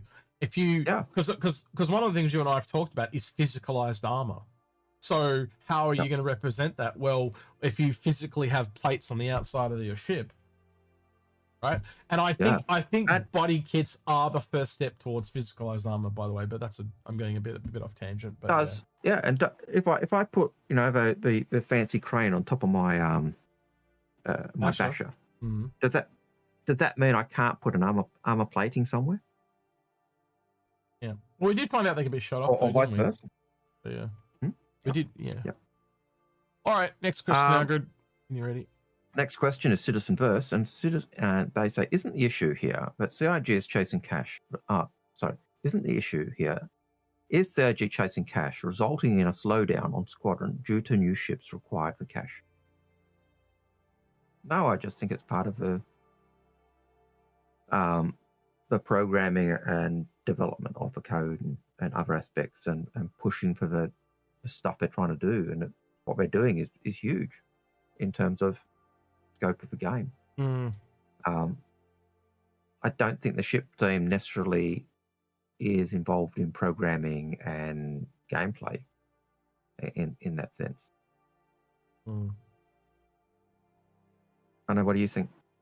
I was doing other stuff in the background. I apologize. What am I looking at? Stream questions. What was the question? So it's CIG chasing cash results in a slowdown on Squadron because they're making ships. No, different team. Ship team doesn't work with the gameplay team. Ship team doesn't work with the design team. They don't work with the programmers. It is it's like the janitors at Algared school don't have any effect on whether the students learn stuff that day, other than the room's got to be clean for when the students get there. It's two different independent teams. They don't kind of distract each other in that regard. So no, I don't. The only way it would be if the person above them that's managing both of them is got too much to do. And that, again, I would have to assume that they have enough people to cater for that. Unless everything is literally going through Chris Roberts, and I mean utterly everything, which is impossible. Right, Parker says, does anyone influence CIG and Chris Roberts more than Sandy? I think Sandy influences Chris more than anyone else. I have heard multiple people tell me that work at CIG that Sean Trace is the only person that can have a yelling match with Chris Roberts and not be fired. So I would say there are a few people that can have discussions with Chris. And I would hope that Chris could actually take advice on board and feedback, specifically from the things I've heard that where he's like me, he gives negative feedback. He'll say, fix this, this, this, and this, and he won't say it'll be perfect. He'll say, that's wrong, that's wrong, that's wrong. Right? I would imagine, and But if if we were talking with Chris and we said, got him a yelling match, and we were working there, and I would imagine someone like Sandy would be able to say, well, they are right. Yeah. And that would, if that would kind of save from us getting fired. Mm. Maybe I'm wrong, but hey. Right, tangent again, and then we're going to do not a tuner. But real quick, from in-game, Spike went and took this for us, so Spike's 6K. I think for me that's enough to confirm that it's the Basher. Same engine fins, metal up on top, the same plate. If I could bring them up side by side, I would, but I can't. If I quickly flick between the... Wait, if I go up like this, between them. Yep. And you can see that near the window. You can even see you can even see the cable trailing off there. Yep. And down near the bottom here, you can see the top part of that wing. You can see the light here. Yep. And the light there. Yep. Yeah, that's a Basher. You can see those tubes cabling at the top of the wing. Yeah, rivets on this Basher. H shape of the rivets on this panel. H shape on the rivets of the panel. There's enough there for me to say that that's a Basher. So yeah, thank you 100%. For that, Spike. Appreciate it. All right.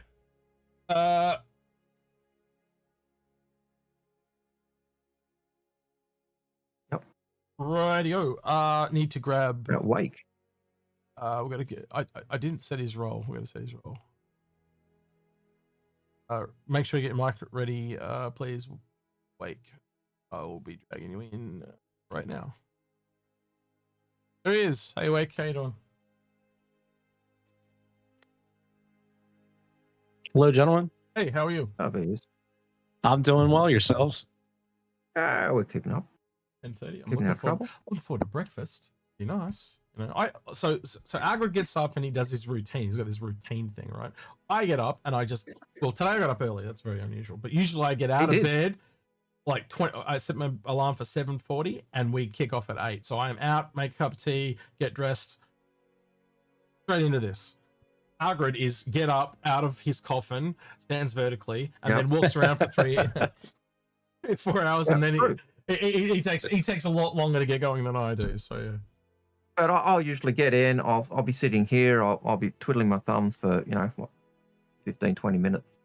Today I log in and there's X. I was already like, you're late. What have you done with Execute? Rise exactly when he intends to. No, I woke up about 5:30. I gotta get back. Yeah. Right. Not a tuner. Now, let's see how strategic you are. Knowing we've had 3 rounds and they've guessed it every time, what have I done this time?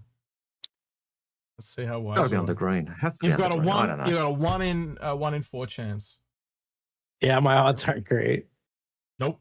I'm going with the blue window. Right. I can tell you right now, you didn't win. The window. Right. Fair enough. Because I'm feeling generous, right, and the odds are not in your favor, I'm going to give you one more guess. And I want you to really use your noggin. Really use it. Algared, shut up. Algared, shut up. Just let him think. Because if he uses his brain, he's going to get it.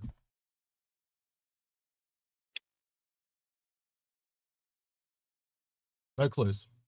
All right, when you're ready, let me know your choice. Gonna go with the green. Didn't use his brain. Didn't use his brain. You got to rock. I can't imagine you put it back down. All right. Because statistically, you're not going to choose that because it was already chosen. So it's just like, yep, mind fuck time. Let's do it again. All good. All good. Obvious. Anyway, it's all good. One of the reasons I missed this game was fucking with people because that's what that allows me to do. I just get to fuck with people all the time. I feel honored that I'm the one that got that. So, yeah. All right. No worries. Thank you, though, gentlemen. All right, I'll de-roll you real quick before you leave because it just makes it easier than having to chase you up. But yeah, is there anything you want to say before you nick off, Wake? No, Not much. Just enjoy the stream. So thanks, guys. No problem. Oh well. Take care. Just, Always enjoyable having you guys around. yeah, disconnect at your leisure. All right, Algared. I know we don't usually say it, but it is the audience on our stream. It does make our stream sure. Makes it so much easier for us. If it was just us, it was a bunch of assholes would be here every week talking to people. No way. No way. I've got to shorten the stream to 50 minutes to get back to bed. Yeah, it'd be 30 minutes. Yeah, that's what happened in the week. Yeah, we're done. But you guys, the chat, the questions do make the stream. It without you guys, we're nothing. So yeah. IT Paladin says, do the new gifting rules prove at the end of multi-game packages slots for NPC crews, as was stated in 2013? I don't think it means the end of the multi-crew packages or having packages for NPCs goes. Oh, if anything, it just means that forces it, doesn't it? Because they would have just said it's all merged into one, or they didn't say that. Yep. They left it open. They said, no, if you've got multiple packages, the oldest one becomes your can't be melted package. Becomes your base pack. Yep. And that's really what we're looking at. What is your base package? Both mine being the oldest package I've still got alive in my account is my Mustang Amiga pack. It kind of guts that it's only got a month or 3-month insurance. Same with the Raven. He's being distracted because I'm doing things in the background. His brain goes mush. Right. Next question. I got why I'm doing this in the background. The next one is from Store. Exor says, question.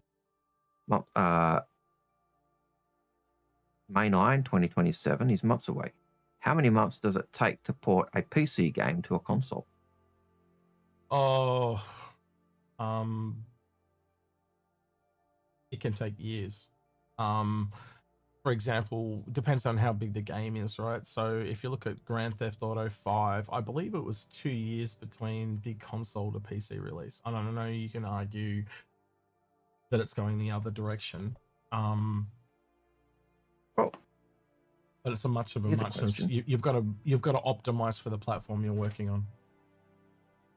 Here's a question, because we know from back in 2014, 2015, we're seeing them as I'm walking around. There were Xbox developer kits that CIG had.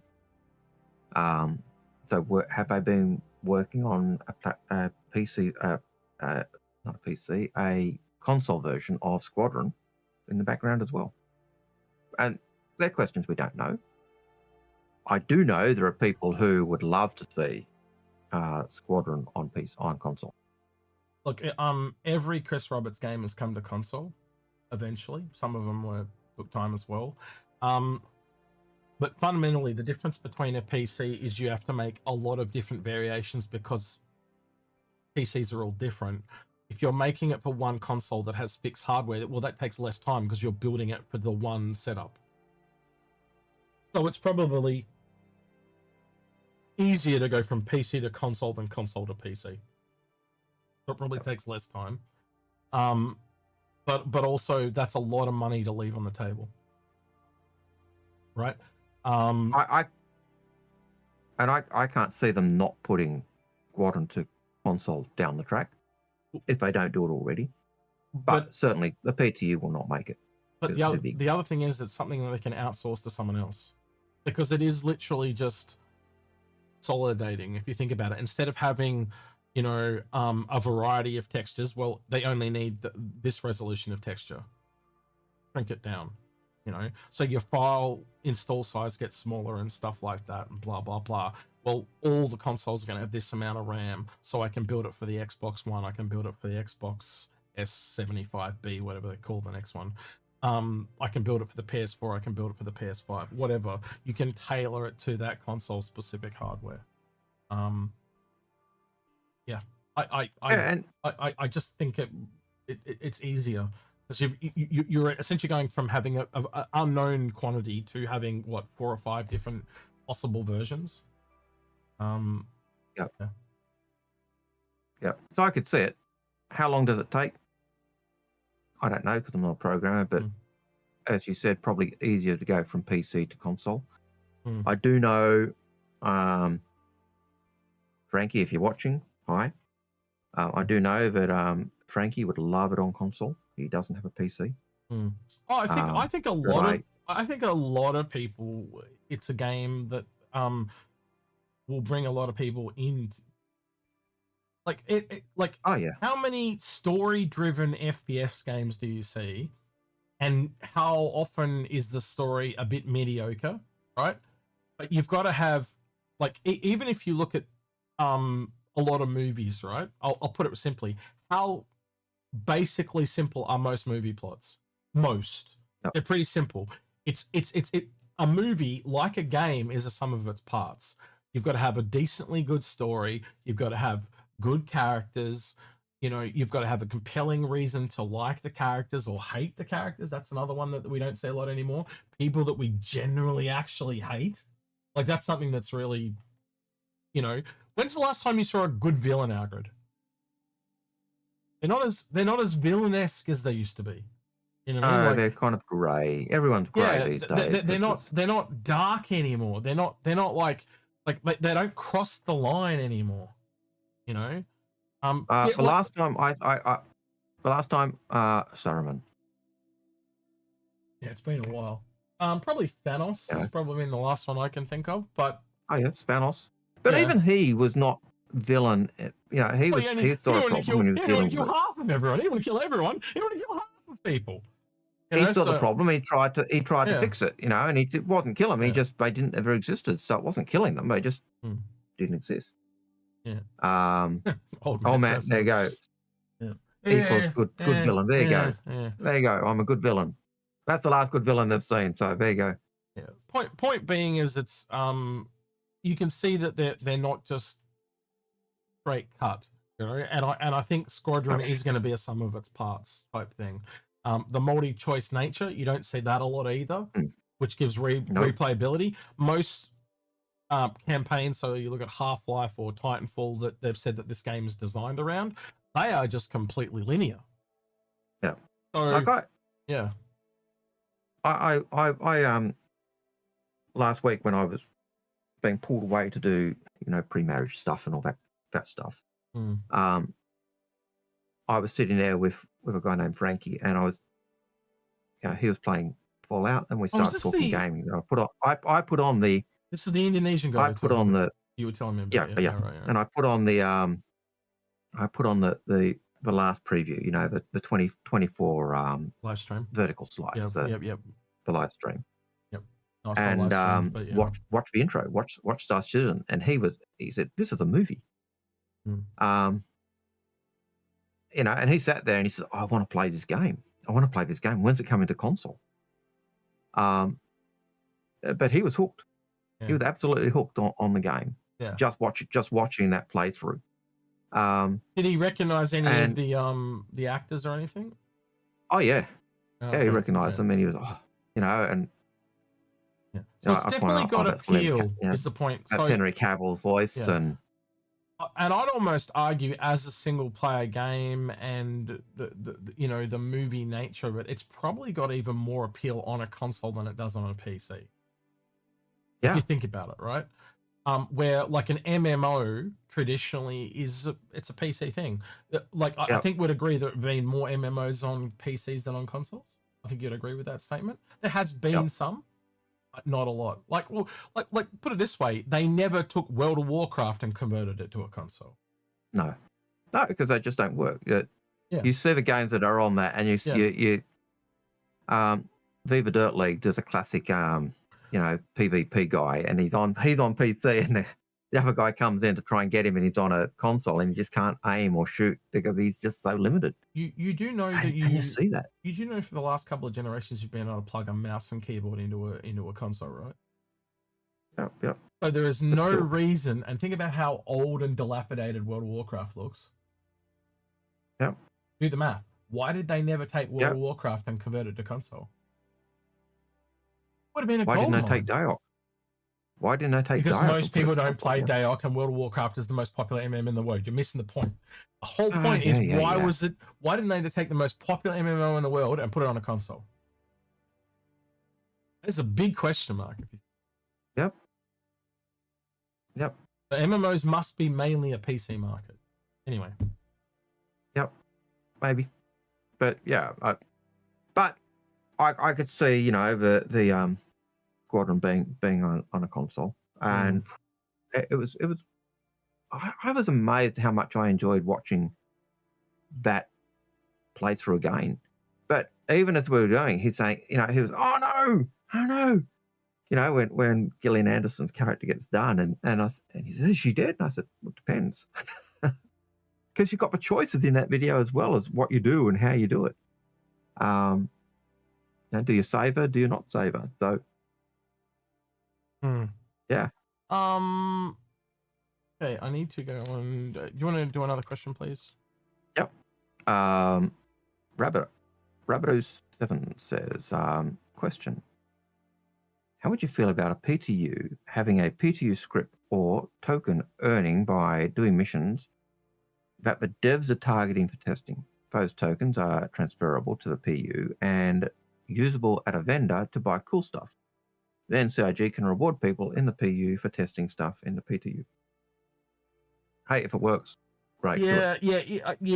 I think that's kind of my response too. They need something to motivate people. I don't care how they do it, as long as there's a way to motivate people to do testing.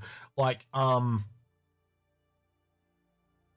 if you could do a quest line, right? So say the new Reco Battaglia quest line.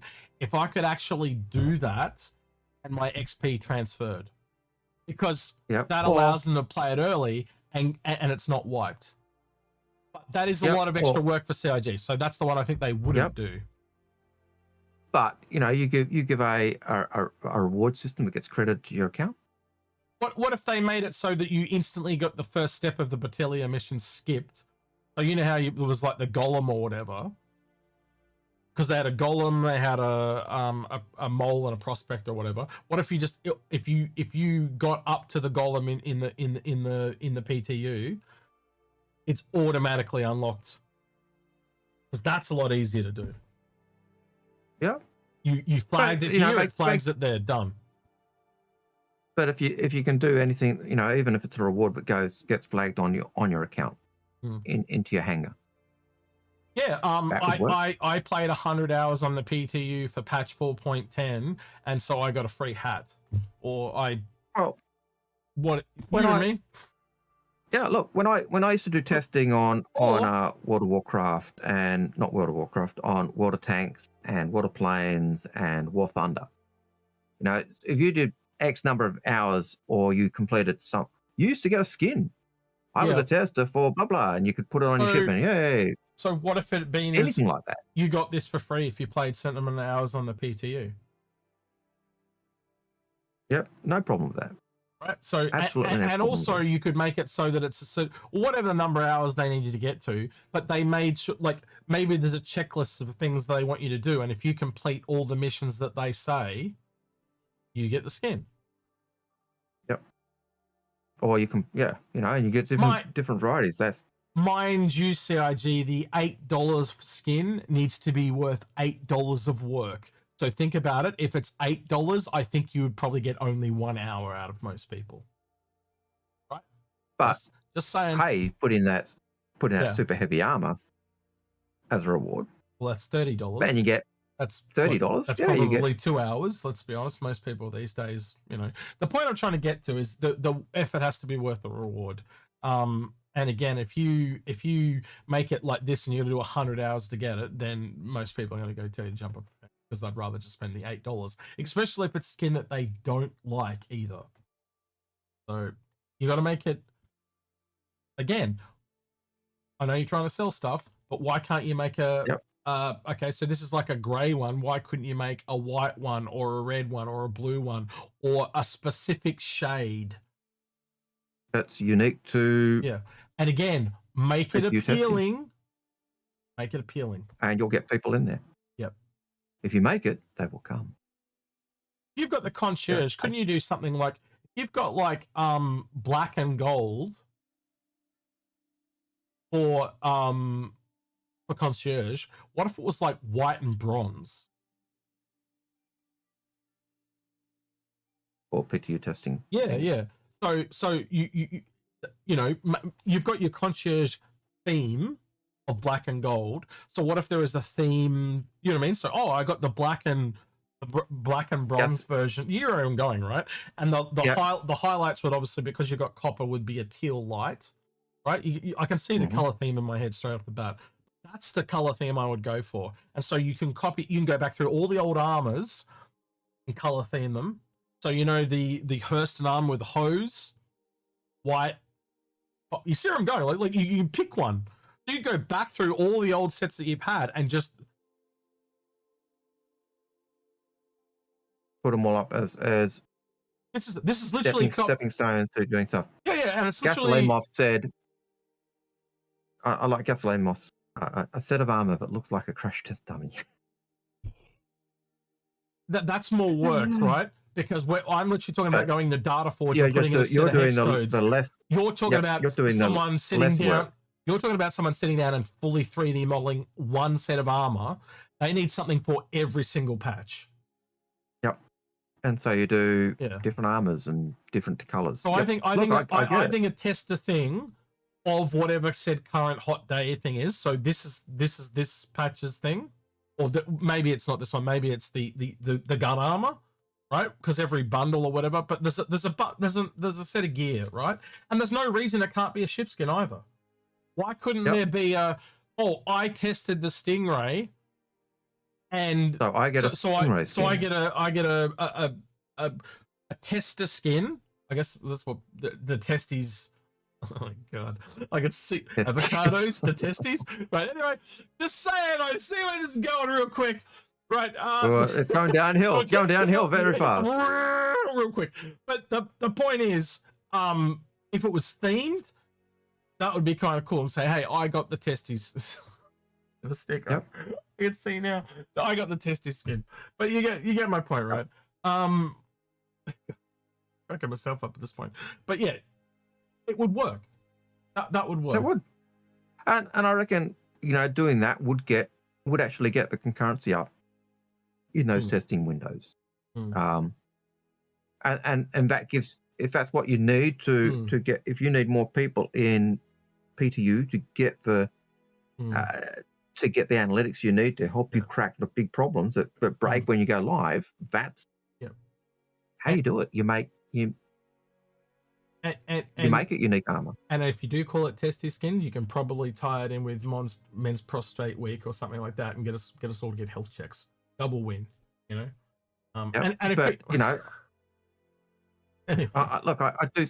I do think something like that is a really good idea in terms of building up the people, getting them into the testing environment. And those testing environment skins, anyone can get them as long as you do the testing environment. Yeah, exactly. But if they don't do the testing environment, it's unique skin tied to the account. Yep. You could eventually get it in game as well. So much like the concierge stuff, is kind of probably going to be tied in with visiting the different concierge places. And doing rep grind for them. Why couldn't you do rep grind? Well, you do rep grind to get your testing skins. You do testing on the PTU. Yes, but you could also don't make them exclusive. I think you could eventually earn them in game as well. Again, you're just making future assets. It's much like when you purchase a subscription skin, Algared. You know how they eventually come into the game later within 6 to 12 months. They even state that now, right? So if that's going to come in 12, why can't you make it so you just get it exclusively for 12 months and then eventually they just release it into the pool of stuff people can get? It's only got to be a small motivation. And that would be enough. Yeah, look, I'd still say, I'd still be happy if it was, even if you're testing skins and stuff. No exclusives. Yep, I would go. That would be one area I would be quite happy for them to be exclusive. If you've been a tester and you get those skins, I'd be quite happy. Wouldn't bother me in the slightest. I might be envious if I hadn't got them and hadn't tested, but you've earned it. It's not something. It's not like a cash to pay. It's none of that stuff. This is having put the hard yards in, testing in a broken environment, and helping find these issues and fixing it. And therefore, I've got this unique reward. Yeah, and I have no problem with that at all. I think no exclusives, like I have since the beginning. I agree. You've always said that. Well, Chris, it's the one area I would. But that's what Chris, one area I would. That's what Chris has always said too. No exclusives. So Chris is probably more likely on my side than yours, but that is the one area I would be happy to see exclusives. All right. Next question when you're ready, mate. Yeah. I did like that idea, Rabbit. Thank you for that. Dolwitz, is Squadron 42 ready for release? Is it just keeping, or if it is just keeping your word, then release it? You really reckon 6 months wouldn't hurt and polish it even more? Even if it is ready, right, to go in October. Another 6 months of polish is not going to hurt. No. And when you wait, it's like Chris said in the letter, if you've waited this long, why, like, say we're finished and it's ready to go out the door, do you push it out into the live traffic, or do you wait till there's a quiet dip in traffic and put it out for its time to shine? Where it can shine. And it's the problem. If you put it out with, you put it out at the same time as another big game, both games are going to be shining the light, and one's going to drown out the other. And I think GTA 6 will drown out Star Citizen because it's better known. Well, yeah. So it'll drown out any game. It's the biggest game in the world, and not only that, it's a known game, and a completely different genre, not on console. All that doesn't matter. It just sucks up so much air. The last two games have done that. And so you don't want to be in that space. You want to avoid it. I know people on Spectrum are commenting that it's now directly in line, very similar space to another game called Exodus, which is another sci-fi game that is on PC. But also I could also argue one is a third-person RPG and the other is a first-person shooter story game. So maybe it's a first-person RPG. One's also got flight combat in it, the other doesn't. Like, one's I guess they're both multi-choice. There is some similarity, right? I'd say there's a lot more danger in Exodus, in my personal opinion, than in Grand Theft Auto. But I'd also argue that there's probably as many people that know about Exodus that don't know about Star Citizen, that know about Star Citizen that don't know about Exodus. So, and I'm going to be honest, a lot of people buy both. Dolwitz, if both games were released at the same time, what would I play? Well, it's easy. I'd play Squadron because I don't like Grand Theft Auto. I don't think I'll be buying Grand Theft Auto. I brought the last one, and I couldn't even get through the campaign. The story did not appeal to me at all. I've watched dog members play Grand Theft Auto in the past over the years, and it never did anything for me. I just thought, I don't like it. I had more that's just me. Fun in that game going around just causing anarchy and getting 5-star ratings and trying to get out of it than actually playing the campaign. And that's a sign that the game is not the highlight of the game. A bit weird to me. Strangely, that's what I seem to think most people did in that game. They just caused anarchy. Didn't do the game. They caused anarchy, and they played it more as a sandbox game rather than anything else. That's it. All right, Rabbit. Do you think Drake, and this goes back to I think it was Parker or Wake's comment. These are all questions coming from Twitch now. So Rabbit says, do you think Drake will make a Connie competitor with the Pitbull as it's built-in snub? Competitor probably not. Pitbull. Competitor to Connie. Yeah. Which is their Corsair. But a competitor with a built-in snub. I think the snub is the Skylark. I said that when we talked about it before. Yeah, but he's talking about, do you think Drake will bring out a competitor to the Connie? No, that's the Corsair. That has a snub, I don't think they will. No, that's the Corsair. Because that's a Corsair. And could they bring out a variant of a Corsair that had a snub? Possibly, but I don't think they will. If they did, it would be a different size. They wouldn't want to make the same basic ship in the same size category. So they wouldn't make a Connie that's a Drake. They would make like a, well, let's just say the Marauder, because we know that name's out there, right? And I even floated this idea when we talked about it before. I said, what if the Marauder was a Drake-sized Polaris? Now, what if it was a Drake-sized Polaris that had snubs on it? You know, like what you're essentially. I think the fact that Drake have a snub ship says that Drake need to have a ship that carries the snubs. You don't have a Drake carrier unless the Pitball fits into the Dragonfly Bay of the Kraken. But they've got to have a ship that is a mothership for their own little snub. To me, it just seems to make sense. But I could be wrong.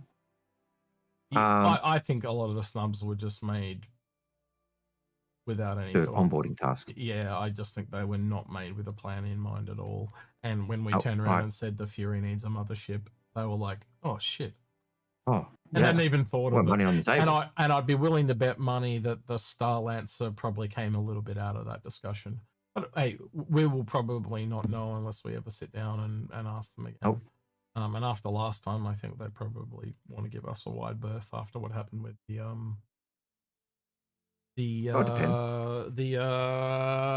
Galaxy stuff, because but to their credit, they did. I don't know. I think they probably got as much out of that conversation as we did, but I don't know. Time will tell. Go back to Manny again. Yeah. Get a chance to ask him? We will. Yeah, I don't know. Maybe Ben or John comes down to Australia at some point and we catch up with them. Yep, that'd be the other option. Get them to come to Australia for a bar citizen. Ooh, yeah, I would be up for that. I know. I wonder if they'd travel. It is about a day's journey to get here. Yep. But I tell you now, if you ever come over from Manchester, we have to bring them down to Tassie, because you know the reaction I had when we went to England. I was like, "Holy shit, this is just like home." It would be a real juxtaposition. You're like that almost every day. Yeah. This is just like home. This is just like home. And it's Tasmania is very different. Shut up, Execute. Yeah, because Tasmania is very different from the rest of Australia. It's got all that historic shit, and so it was just England. I've realised Tasmania is just England. It's just on the other side of the world, and got far less population. But anyway, all right, next one, Algared, when you're ready. Cablex says, "Did you cover the sneak peek already?" Yes. What ship do you think it is? We think it's the Basher. Yes, the Basher. 100%. With the pirate skin on it. Yeah. And mainly that question did come through at 9:42, so at the time it was probably relevant. Soundgroper question: is there? Yes, we answered that one. We even brought up the picture to show Groper that Aaron is still here. Soundgroper. Yeah, don't read that one. Don't read that one if you're reading. No worries, because that's just a filler question. Yep. And the last question is: do you like the new posh coin case, Algared? Yes, I do. Posh coin. Yeah, you got it in your inventory, the subscriber perk, or the new perk. A nice fancy looking coin case. So yeah, and that was our last question, I believe. All right, so on Twitch today, we're gonna raid fella Inforunner the Astropub. He's actually playing Aliens Fireteam Elite, which is a game that I did talk about with you guys that I was looking forward to. It's not a. I put this. I refunded it because it was too much like the first game. Let's go put it that way. And if you do like Aliens, I'd say just go play the first game because it's heaps cheaper. It feels like a bit of a money grab to me. It's too expensive for what it is. The levels are not as good. Similar Aliens. Again, ask Paul what he thinks, but I did enjoy the first game. But I just refunded it because I'm going to buy it later when it's cheaper. But it's got lots of improvements. Anyway. Twitch, say goodbye to YouTube. Just ask him what him and Logan think of the game. We'll be listening. All right. Yep. See you, Twitch. Twitch, say goodbye to YouTube. YouTube, say goodbye to Twitch. Bye, Twitch. And goodbye. And they're off. All right, let's have a listen in. Is Paul going to dance? Probably is. He will. He should dance. He's playing the game, though. though. I would say. What kind of games he needs? Oh, yeah. That's always. Aliens, Dead Space, sci-fi horrors. His eyes are dancing. Hey, who's ready me? Inforunners, welcome. Shut it down.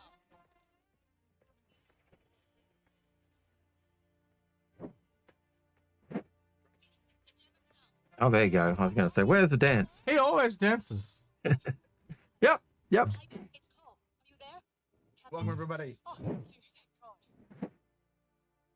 I was going to say, where's the dance? And I was going to, I was expecting just because he's playing the game, it Be distracted. happened. But hey, yeah, Well, absolutely. are you a fan of Alien Algared? Is it a franchise you like? The franchise, yes, but I like the franchise, but the game, meh. Yeah, I think the problem I had with the game is they took it their own way in a little bit. They made this thing called the pathogen, and I think the ideas come from the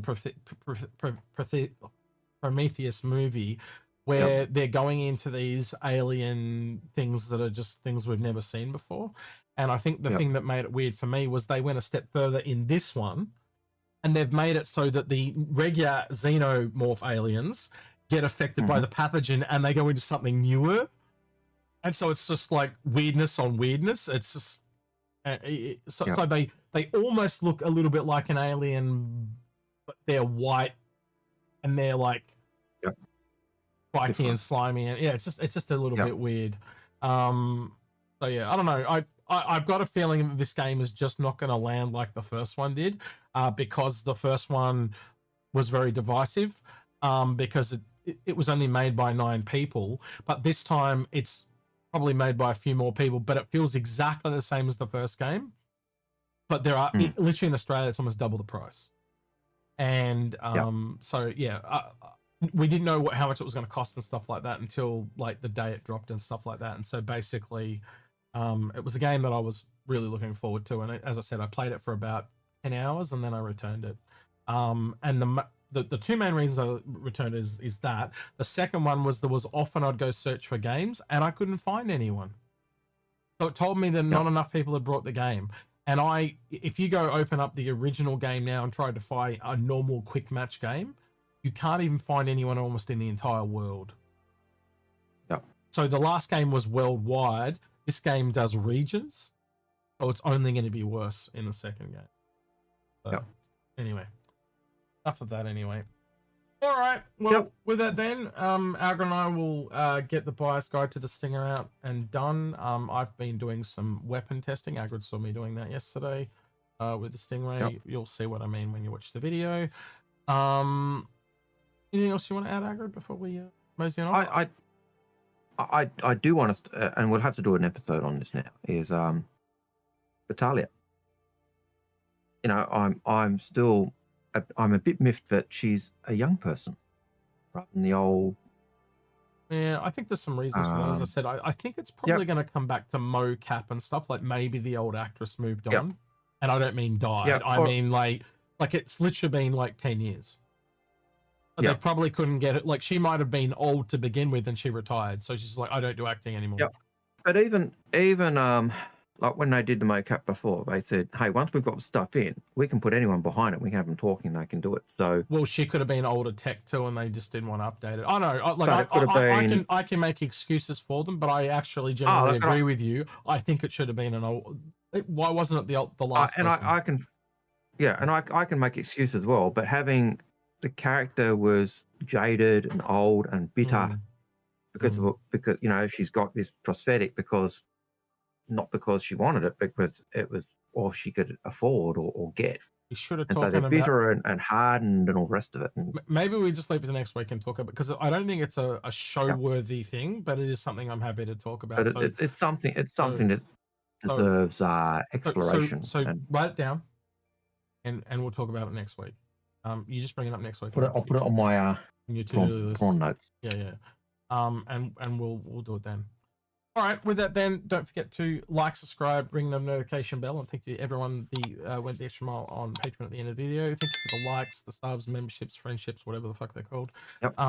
And also thank you for transferring over when the whole stream broke, because that was the first for for us here. We've never seen That was it. a first for us. It's Do not something that. we've seen in the past. So Yeah, we've got it. If you are on YouTube, it will redirect to Paul's YouTube channel, so you can follow along and join the other people that are on Twitch there with him as well. Yep. All right. With that, then there you go. Cruz says Twitch will be jealous now because we did a little bit of extension. yeah, exactly. It's totally fine. All right. So, He's been that's Algared. your advantage. He's been Execute, and we're out of here. Take care. See you, citizens.